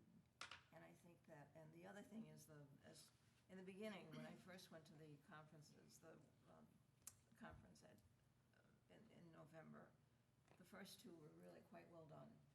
But the last few that I've been to were less than inspiring. The workshops were frankly terrible. And I'll give it another shot this fall, but if we join, but I would not recommend going with CAVE. Dr. Grenier, and then Rita? I was just going to respond to Katrina. Rita mentioned a bill that was very problematic for many of us, and CAVE was part of the lobbying group that led the effort to encourage the governor, along with the commissioner and lots of other folks. I wrote scores of emails. Having CAVE at the forefront, as students said, as Susan pointed out to me, to have the professional organization for boards of education, I think is hugely important. And I don't think there is another organization that provides the lobbying voice, the legislative updates that we get. I mean, that's how we know about policies, because they tell us there's this new law, and laws have a funny way of popping up that we don't, they're not even on anyone's agenda, and all of a sudden, bam, the law is there. I think CAVE is an excellent organization, and I always learn when I go to those workshops. They're not universally excellent. That's probably true, but I was saying to Kim, if you have a board of education of 9 members who serve for 4 years, and over a 4-year period, if 4 or 5 board members go to a CAPE conference and hit those breakout sessions, you start to develop a pretty good corporate sense of what the roles and responsibilities of boards are versus superintendents and budgets and that sort of thing. So I'm a very strong believer in CAVE, and I'd encourage the board. It's not in the FY19 budget, but it could come out of the $1 million that we have for the Department of Defense Supplemental Impact Aid. Rita? I wrote a long letter to the board. First of all, we voted as a board to not fund the National School Board Association as well as CAPE. My issues are, first of all, the policy review is a a large extra charge. So a number of years ago, the Groton Board of Education asked CABE, when they review your policy, your whole policy manual, it's a large fee in addition to the $20,000. And every time you go to a CABE conference, the fee that you pay is in above what it's like you just don't go to the conference and it's paid for because you're a member of board. There's probably about a $200 difference, maybe a $100 difference if you're a board member or if you belong to CABE as a school district or you don't. Because Waterford and quite a few other towns in the area have no longer belong to CABE, but they can still, board members can still go to the conference because it's just another fee. They have an extremely top-heavy executive administrative staff. And I have gone to these conferences for years. These people go all over. They stay at the best hotels. And I have just gotten to the point where I feel that they need to trim their staff to reduce the cost so more boards of education can afford to be part of CABE because so many of them are dropping out because of the expense. And the anachronisms, we have a Groton Board of Education handbook that has them listed in the back, and anytime we can add a couple to be amended, but it's a very thorough list.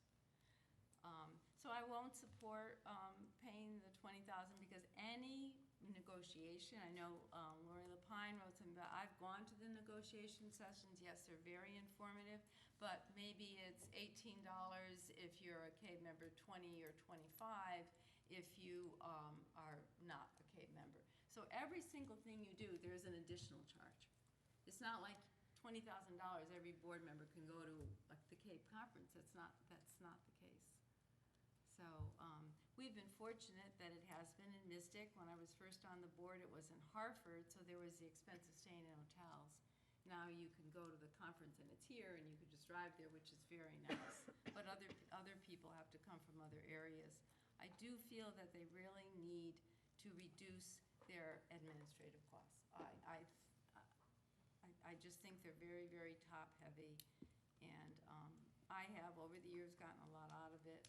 But lately, I feel that, like Andrea, their sessions have become very repetitive. And I think they are sort of stuck in a rut. But for new board members, it's wonderful. The first couple, it's wonderful.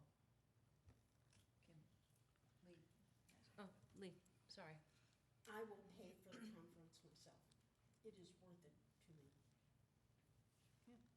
Well, I think it's like any other conference. When I was sent up to Harvard for a couple of years of workshops, it was well worth it. Was it expensive? Yes. Did I learn a lot? Yes. Did I bring it back to the organization? Yes. And made a difference for kids. So I think we have to think the same way. Not worry about the dollar signs. Let's look at the purpose in going. And if that's what we should be focusing on. We can't get caught up in the dollar signs. And that expense for that, going over our, to have CABE go over and audit us, we've already paid, and that paid in, I believe it was 2015? 13, oh, But so nothing I think was we got our done. money's worth, and we have not paid any more for any more audits, because we keep updating, because of what they did for us. But if nothing was done, when I came on board and started working with this Board of Education team, which has really been fastidious about going through item by item and then also evaluating not only what was in the CABE report up to 2013, but from 2013 to present. And with the help of Erica Kreider in charting all the information of what's required by law, we've been able to, line by line, kind of look at these as priorities and attack them one at a time. And we do have help with that. Gretchen. Thank you. I would like to agree with Dr. Ackerman, and I would also like to compare what, as an educator and a board member, what I got from our trip to Washington, D.C. to the Military Child Conference that we went to. I got so much more that addressed the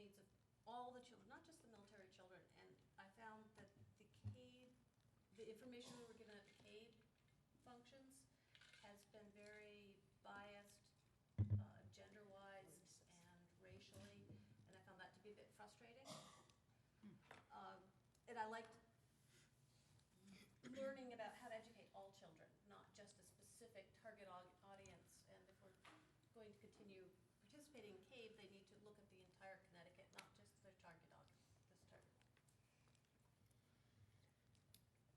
So blah, blah, blah, blah, blah, blah, blah, blah. So CABE is not necessarily in part of the motion. I think that we're highlighting this, I don't know what we should do, Joan, whether we need to pull that out, and have a separate motion, because I just think that CABE and NSAB are, and the Chromebooks are, well, They're not even on here. but they're, yeah, but we can add them to that, Rita. I mean, I don't think that's an issue. And I don't know whether people would want to do that separately in a separate motion, which is what I guess we could do that. You know, we could take your proposals of the CABE and the NSAB as one separate motion, and then the Chromebooks as another separate motion, and then the proposed changes that you and the business office have come up with. That, to me, feels a little bit more clean, but that's just one woman speaking. If I could just speak for one more second, Rita, and then I'll offer you the floor. For me, my concern about adding CAPE and NSA, National School Board. And SBA. Yeah, that. Is that we made a commitment to sort of trim our sales, and that this was one of the things that we did. I can't speak to any of Rita's arguments in terms of I don't know all of their structure, in terms of whether it's top-heavy or not. I don't feel like I can make that argument. But for me, it's more of principle around the fact that that's what we told the town. That's one of the things that we were going to cut. So for me, that's where I'm landing. Rita? And then, Before I don't know how to go about this because we're talking about two different things. Do you first want to do this other motion with Kay before we discuss these proposed reductions? well, How do you want to handle it? Because I have a question about what we're seeing in front of us. right, okay. I think I that. mean, we kind of got thrown into that conversation before we finished this. Yep, I don't disagree. Thank you for centering me again. I think, let me find out from the board, Lee, do you have another question about CABE before I address this? I do not. Okay. I would like to make a motion Okay, that we pay the money for CABE for the next year. I would like to make a motion. okay, can I have a second? Second. Do you have any further discussion? Just want to clarify, CAPE and NSBA? CAPE and the National School Board Association? No, I think we said that we were gonna do the Chromebooks separate. Do we have to first make? Well, a I just made a to put it motion on for the agenda? CABE. Yeah. So we already have a motion on the floor, right?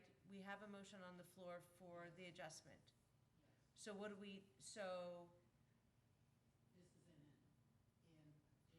This is in addition. So do I have to go back to the first motion on the floor? I would think they're two separate. They're two separate, that's, Maybe we just do this first. Do this. wait. One too many, let me just ask Joan, I hear you. So if we have I now have two open motions on the floor. Do I need to go back to satisfy the first one? I wouldn't think so because they're two separate. This is in addition to what's already presented, am I correct? Yes. And it's coming from the same funding? No. That's why I'm saying it should be two separate motions. Okay. Wouldn't the I agree. That wasn't my question. I get that. I'm gonna treat them as two separate motions. My question is just, do we need to go back to the first motion And finish it. and finish it? Okay.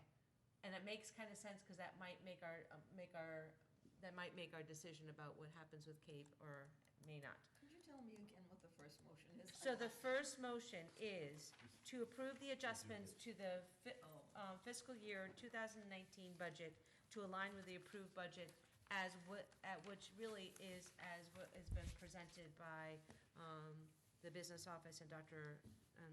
Grenier. Rita? First of all, I would like a clarification. What the $7,500 is for salary expenses, and if this has to do with central office staff, that has always been done in an executive session. So I don't understand. So we explained this earlier, that's the salary of the health teacher that retired. This 7,000 is salary is for the health teacher. So are we going to have a separate executive session about the central office increase in pay? No, not that I know of. Why not? Well, we don't even have a motion on that Well, today.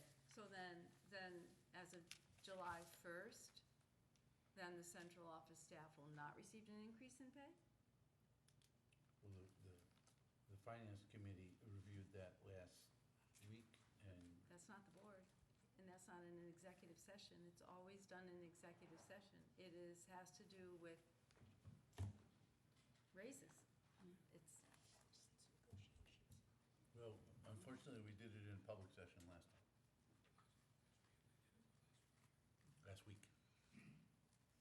Well, but that was just to No, discuss, that that's was, only the finance committee. yeah, That's not I the mean, that's, board. yeah, that can't, And they people can't. that aren't at the finance meeting that are not on the finance committee weren't there, so we have no idea. Right.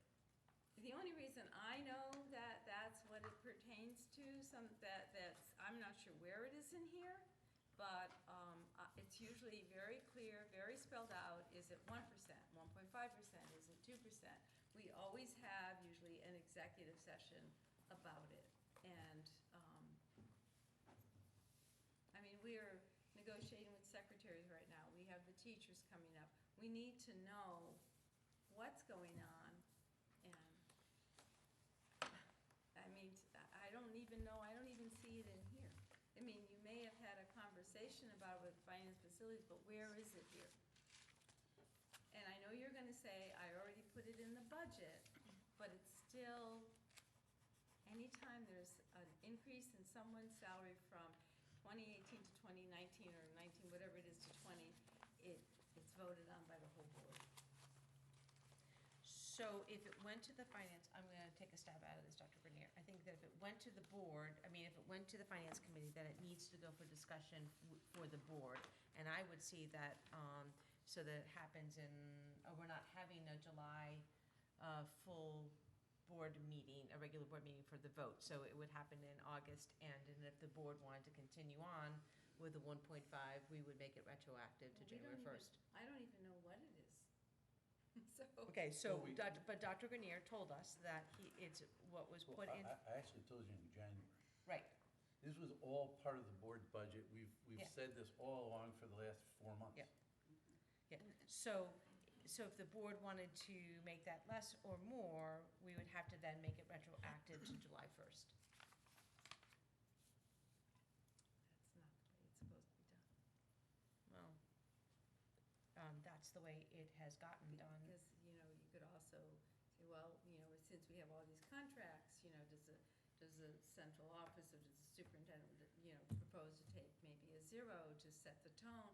I mean, there's all different ways that you handle these things, but you do it in an executive session. And that's how it should be done, and not just rolled in January into the contract. I mean, so when we cut out the CADE dues, and should we have said, well, and also don't do this, whatever it is, a 1.5%? So next year, do we have to be on the lookout for that? Because I didn't expect that. Usually it's in June where you vote on it. Actually, it was May. And we've also asked for whether or not the superintendent was evaluating the central office staff, because that was something that CADE told us we should be doing when they came and did a review.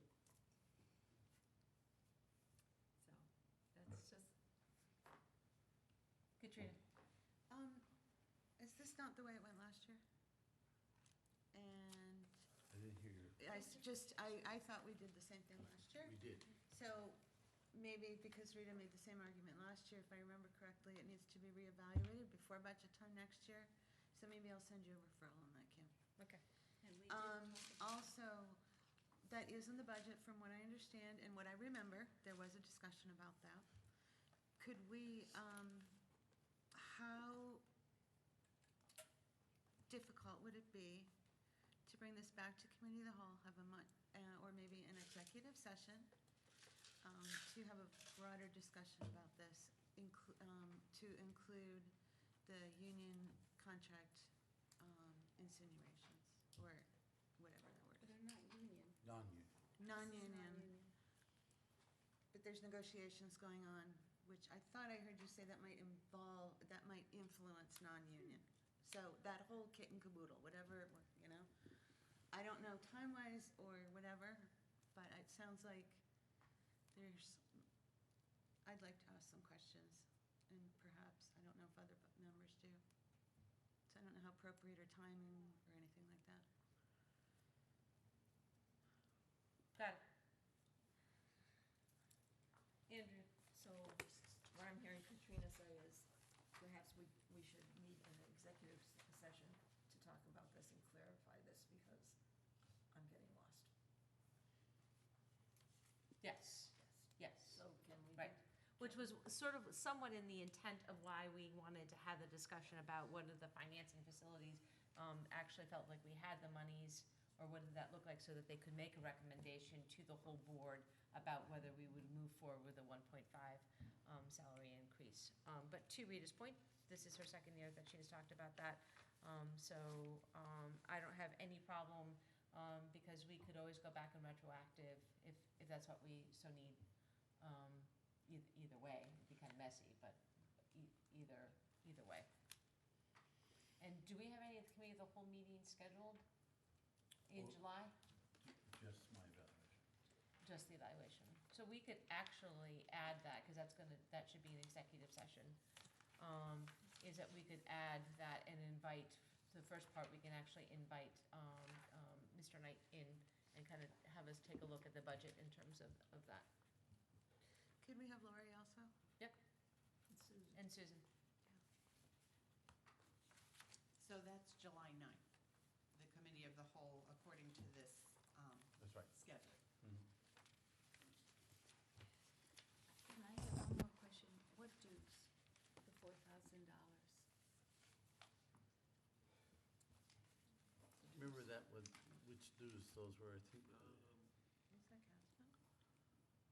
What are we looking at? On the reduction, there's a Pretty sure it 4,000. School administrative dues that we thought there was $4,000 too much in there. I think you're right, yeah, we were And comparing it against came this. from, The came from the That's right. administrators group, their dues that we thought $4,000 was able to be reduced and still pay it.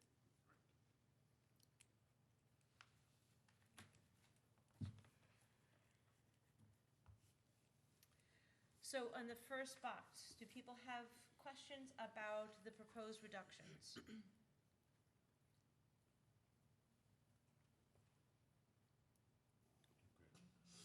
I'm sorry, Gretchen. Thank you. Sorry about that. I was wondering if I was going to have to start jumping up and down. Quick question about the general repairs and the electrical repairs. Are we looking at anything that, especially electricity scares me, are there repairs that could be safety issues? No. Sam looked at this, and we looked at the actual expenditures this year and the projected budget amount, and we realized we could cut back a little bit. And we're going to take a slight break. Thank you.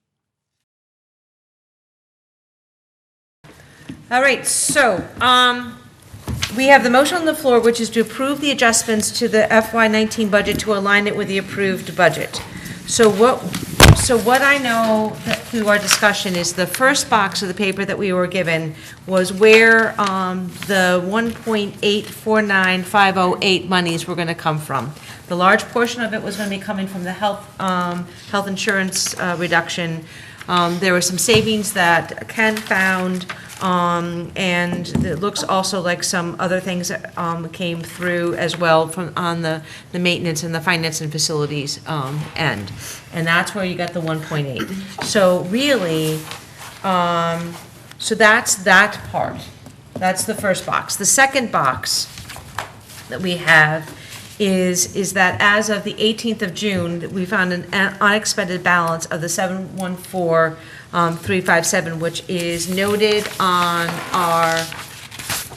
our budget sheet. Is that correct? Correct. Okay.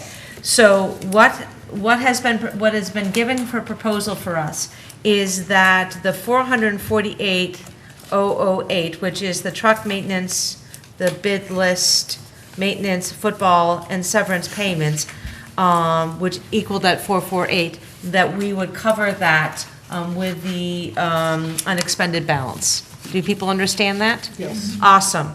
And so the other part that is, remember, in our committee of the whole meeting last week, we were talking about the OPEB. That's the next motion. Oh, is that the next motion? Yes. Okay, so what we need to know is that 44808 and the box. Just the box. Just the box. Just how do you cut 1.8 million? So the first motion is on the floor is to make that adjustment, and that's how we're going to get to the 1.8. All right? Yes. Any more discussion? All those in favor of the motion that's on the floor, which is to the adjustment of the fiscal year 19 budget to line with the approved budget, please say aye. Aye. Oppose? Abstain? Motion has carried. Wow, don't know how I got there. All right.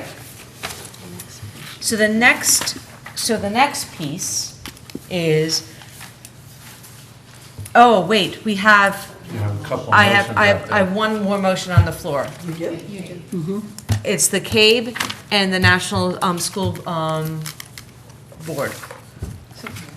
No. Okay, He said only K, Okay. so only CABE. and it's coming out of. My recommendation is it could come out of the Department of Defense Supplemental Impact Aid. That's what this, yes. Trina, we're back into discussion of that. I thought that it was gonna go on this, we were gonna have a bigger discussion on that? No? Okay. Well, we're on the discussion right now. I'm back to the motion. I'm interested in knowing what is available to, if we want to take little pieces from here, like, I mean, NSBA, that's not going to help us statewide unless they have a chapter in Connecticut. Well, the motion is not for that, it's just, just oh, I thought they just were for put CABE. together. No. Just came. Oh, okay. And Erica evidently was looking at Oh, other yeah. things that we could do. She hasn't gotten any information from anybody. That was just the law, That was just the policy development. the policy development There's from no the other law firms? organization that has lobbying and professional development for board members. Okay, so let me start. National School Board.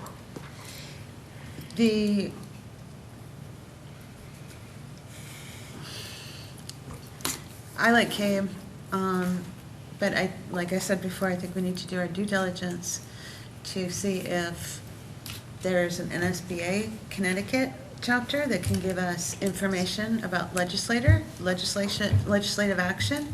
If there is, that is equal to or greater than what CABE, NSBA They is don't do CABE. National The School Board local Association. The Connecticut It's part of NSBA. division of. Then why do we NSBA. pay NSBA? Well, that's for Why are the they two different Because they're things? for the national, they're more federal, Okay. and if you go to one of their conferences, their workshops are very extensive, very well Big time done. speakers. Okay, so NSBA will not help us with local, state legislation No, but for federal it does. for federal. Yeah, We- it's Okay, helpful. okay. Recommendable. But anyway. Susan has asked Erica to look into some of those law firms that help with policy. So there we go, there's two of my questions. We cannot get the policy help from other organizations that are quickly identified, that are available to us. Well, they have not responded. She's 3 made weeks? Multiple 3 phone weeks. calls and emails and gone on the website to try All to right, get so any further discussion? I Rita? actually, I know Shipman and Goodman does policy reviews, that's who Learn uses. I do. That's who And- we reached out to. Yeah, Shipman and Goodman, and I thought Floyd's, Yeah, Floyd does. Floyd does also. They don't do the training, I mean, that's a different ballgame. I mean, Yeah. they don't provide training as CABE What does is for. No, we're talking boards. about policy. No. They were talking about policy. Right, right. You're right. It doesn't, if we did an if we did that à la carte thing, Sure. it wouldn't give a, we could still go. Right. It would just be at a higher rate. Any other further question? No, but did we want to amend the motion to add NSBA and the Chromebooks? I don't know if I want to add Chromebooks to that motion. I would much rather have it be its own separate motion. Okay. That's how I feel about that. Is there anyone who wants to make an amendment for the NSAB? Whatever that, National School Board Association. Yes, I would amend the motion. Can someone else amend it, or does it have to go Wait, to you the need a original? second for the amendment. Well, but I have to ask whether she can do it, or whether I need to have Lee do it. No, she can do it. Okay. Sorry, I was just asking a question. Yep, I I'm got sorry. you. Can I have a second to that? Second. So Jane has seconded. Discussion? Do you want to say about why you want to add NSAB? We talked about it. Okay. For all the same reasons. I'll just weigh in. NSBA, Rita's right, gives some really valuable information about larger federal issues, and I get reports from NSBA. It's not the kind of the hands-on cable stuff. But CABE is part of it. Yeah, but it's and for a relatively modest fee, I think it's, I'd certainly recommend that we join both. We are in both, we have been in both for a long time, and I think it would be wise. And then next year when we develop the budget, hopefully we'll put both of them right back in, not out of the Department of Defense.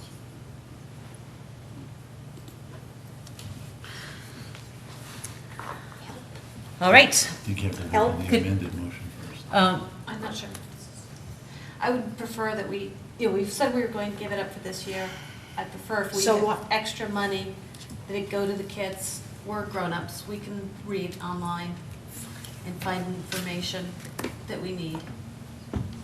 Point of order, Lee. That's just a thought. Okay. I'm kind of with you on we said we were going to give this up. All right.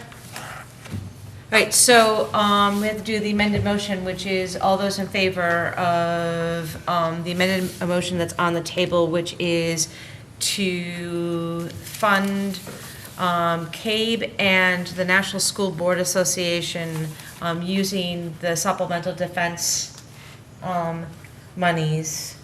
That's the motion, that's the amended motion. All those in favor of that amendment, please say aye. Aye. Oppose? Opposed. Wait, I'm sorry, who said aye? I did. 1, She 4 to did. 4. She 2, did. She did. 3, 4 to 3. 4. And I'm abstaining. So 4-3, the motion carries. It does. And it makes the second motion, or the first motion, redundant. Right, so, Or irrelevant. right, not relevant, yeah, right. Anointed. Anointed, shut. Oh, gotcha. All right, All right. so I'm going to pay the So what if they- NSBA. Okay, so now we're on to OPEB. So now we're Oh, on to. wait, sorry. No, I so, didn't mean to startle you. I'm hoping we can get those Chromebooks for the kids. I know the source of the money. I just, next week I'm going to write you a note saying we got, please God, $250,000 from the Department of Defense Supplemental Impact Aid. It's the same source of money we've used for the last 5 years to buy Chromebooks. so I would like to make a motion that we pay for the Chromebooks for the freshman class, using the supplemental, department, thank you, supplemental, Department of Defense monies. Can I have a second? Second. Great. Okay, any discussion? Katrina? What, has there been a decision made about the Chromebooks that were what's Yeah. going to happen to the senior Chromebooks? We took them all back. We didn't get a good enough answer. It looked like online they're selling for $40 to $60. I was hoping it would be a nominal thing. That's the sort of, well, it happened because we took the students' Chromebooks. So we're still waiting for an actual dollar figure on that, but we have the Chromebooks. But we also got the word from our purchasing agent for the town, and she said, once you can establish a number, which we will do next year, hopefully it'd be more nominal, like $15 or something, then we could just sell them to the kids and they can just take them and leave. So we're sort of halfway to where I would hope we would be. So it's lesson learned this year? Yes, Okay. yes, and we'll sell them. We'll sell them to. It's a good way to put it. To the vendor. We'll get cheaper Do you push? Chromebooks out of this. Rita? So you can't use those senior Chromebooks for the incoming freshmen? They only have, they're only going to be supported for one more year by Google. I see. It's a new, it's sort of like phones, I think it's a marketing thing as much as a Makes- technology thing. But they won't be available for, to be supported for, except for one more year. Any more discussion? All those in favor of the motion that's on the floor, which is to have, pay for the incoming freshman Chromebooks using the supplemental Department of Defense monies, please say aye. Aye. Oppose? Abstain? Motion has carried. All right, so let's go to the last motion, which is to approve the distribution of the $250,000 to cover the expenses for other post-employment benefits fund. Can I please have a second? Second. Can we have discussion, please? We have two accounts that pay for the health insurance benefits for employees. The current health account, the one that you see every month, those are for our active employees. And then there is a separate account, which we are now getting a good information from the town, thanks to Ken kind of pushing this point. And is the health insurance that is paid for our retired employees. That amount for this year, it's not an actuarial theoretical amount, it's an actual dollar.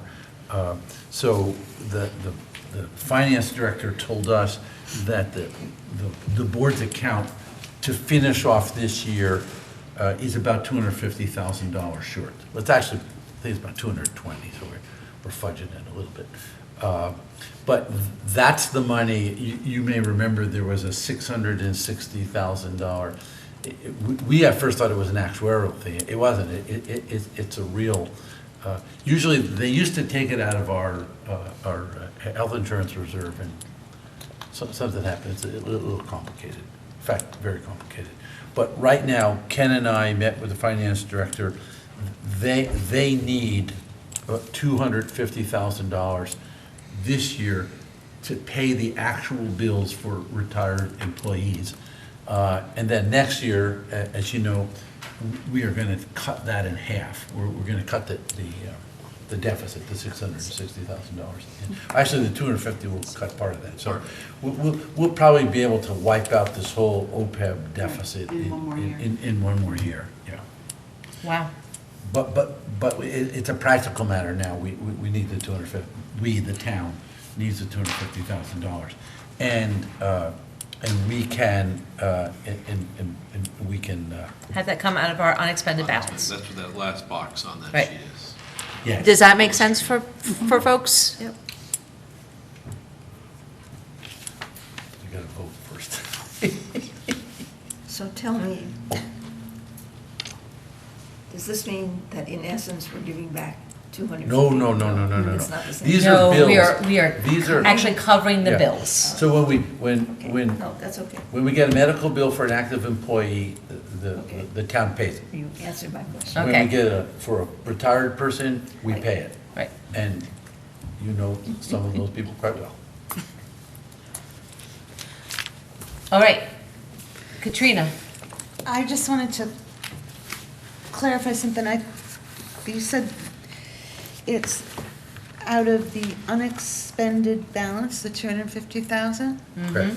Coming out of that 758, It's that the bottom box there. 448. Okay, so it's not, it's coming out of the 448, not the No, 184? it's coming out of the 714. Okay, And then there's a little bit of 16,349 left over. okay. And what I intend to do is, any unexpended balance that we have as of Friday, I am prepared, with the board's permission, to direct Ken to allocate that for health insurance expenses. So if the May and June report comes in higher than expected, we'll use some of that 16. If it comes in lower than expected, we'll have more money. So on July 1st, when you say to me, what's our unexpended balance? Instead of saying 1.1 million, I'd like to say maybe it'd be 1.2 million. But that's what we intend to do. We're going to allocate all that money to health insurance expenses. All right. Any more discussion? All those in favor of the motion that's on the floor, which is to approve the distribution of the $250,000 to cover the expenses for other post-employment benefits fund, please say aye. Aye. Oppose? Abstentions? Motion has carried. So I just want to observe, we've been working on this budget since September, so thank you very much. It's over. For the moment. And now we're going to start on FY '20. All right, so we're going to go to the information and proposals is to, Katrina, do you have communications or comments? I'm sure many of us went to any graduation. I do, but I didn't write them down. Okay. So, but I would like to ask for Mike to keep an eye on something, and if he gets something from his superintendent organization. There was something, and I think today it went through the House, where it was vetoing a law that allows the governor to reduce the ECS spending after the budget has been. Oh, the mid-year. Mid-year. Yeah. To override that. Yeah. Yeah. Yep. So if you find anything about that, could you send us an email? Because Sure. right away, when you think of it. So the law is that he can do that, and they were trying to veto that. Okay. Override that veto. Override Override his. the veto. Override his veto. And the Senate is starting to take up things that they did. Yep. So it should be in the next couple of days. Thank you, Katrina. Gretchen, do you have anything? No. Jane? Just comment about the opening of the art gallery, the Keith Ackerman Art Gallery. It really was all about his inspiration of young artists, which continues today. That was a really special evening. It was. The Apex was another good experience. I was totally, this is not going anywhere. No, it's on Off record. TV. It's only on TV, don't worry Okay. about it. I was initially turned off by the presentation Yeah. from the company, very turned off. And it really took the involvement of the teachers. It made all the difference in the world, and we needed to hear their voices. Committee meetings, this is all new to me, so I feel like this was the month of double booking everywhere in every angle. So, just really busy with 3 committee meetings going at once.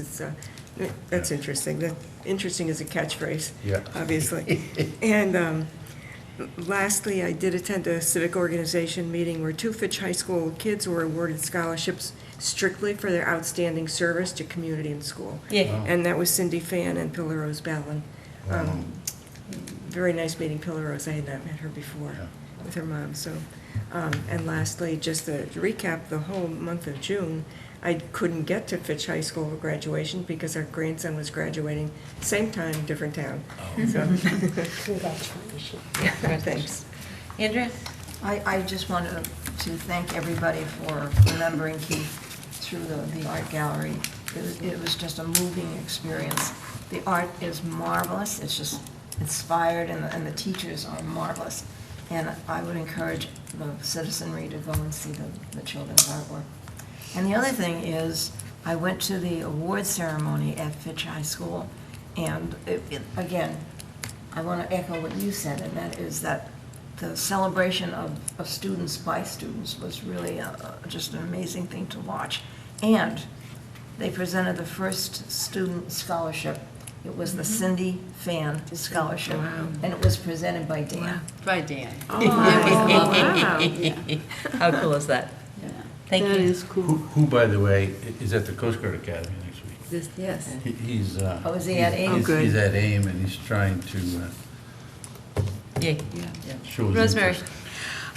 I attended the retirement dinner, which was just, or retirement ceremony, which was just very moving. I also attended the ribbon cutting for the Eastern Point Beach, which I'm looking forward to going to and eating.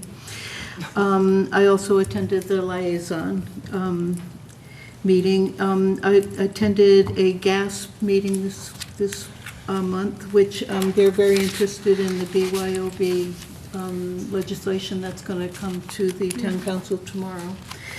And I'm on the board and attended a board meeting of Sound Community Services Institute. And I also attended the Ackerman Art Gallery opening, which was very moving. And I did receive my 8th Paul Harris Award at Rotary. Oh, So- Holy mackerel. No, Rosemary, that's amazing. I'm going for a lay of Yeah. Paul Harris. Lee? I went to the mentor dinner at Falcon Cafe. I'm a crier anyway, and I'm sick of crying, but that made me cry. It was absolutely wonderful. And of course, the food was terrific. I went to the ribbon cutting at Eastern Point Beach for the second year. Commencement made me cry again. I'm sick to death of crying. And I also want to thank Kim because you did a great job with liaison. I think we're going to, all of our RTM, town council, we're all going to be working together. And I think it's going to be terrific. And thank you for Harry for that. Got it. All right, Vita. Well, I want to start off by thanking Jerry DeSantis, who is a teacher, who for 21 years was the advisor for the M Forum. I'm sad that she's retired, very, very sad, and I hope someone as wonderful as her can fill her shoes and publish this beautiful, that beautiful magazine of artwork and poems and stories. It's just amazing every year, and I wish her well in her retirement. I was sad she wasn't at the retirement ceremony for the staff, but I just can't wait to go home and read this. And again, this is another thing I pass along to all my neighbors because it's just phenomenal every single year. So thanks, Jerry. I went to graduation, which was great, the award ceremonies. We're in negotiations with the secretaries, went to Eastern Point Beach and received a wonderful ice cream cone and have already been to eat there, which is nice. And then the staff retirement ceremony. I hope all the teachers and staff have a wonderful summer. Last day was today. And that's it. But who's counting? Yeah. So I've attended most of the things that people had talked about, but I just wanted to read to the board. Dear Groton Board of Education, thank you for honoring the retirees of Groton on June 5th. The entire evening just touched my heart. It was so special. Thank you.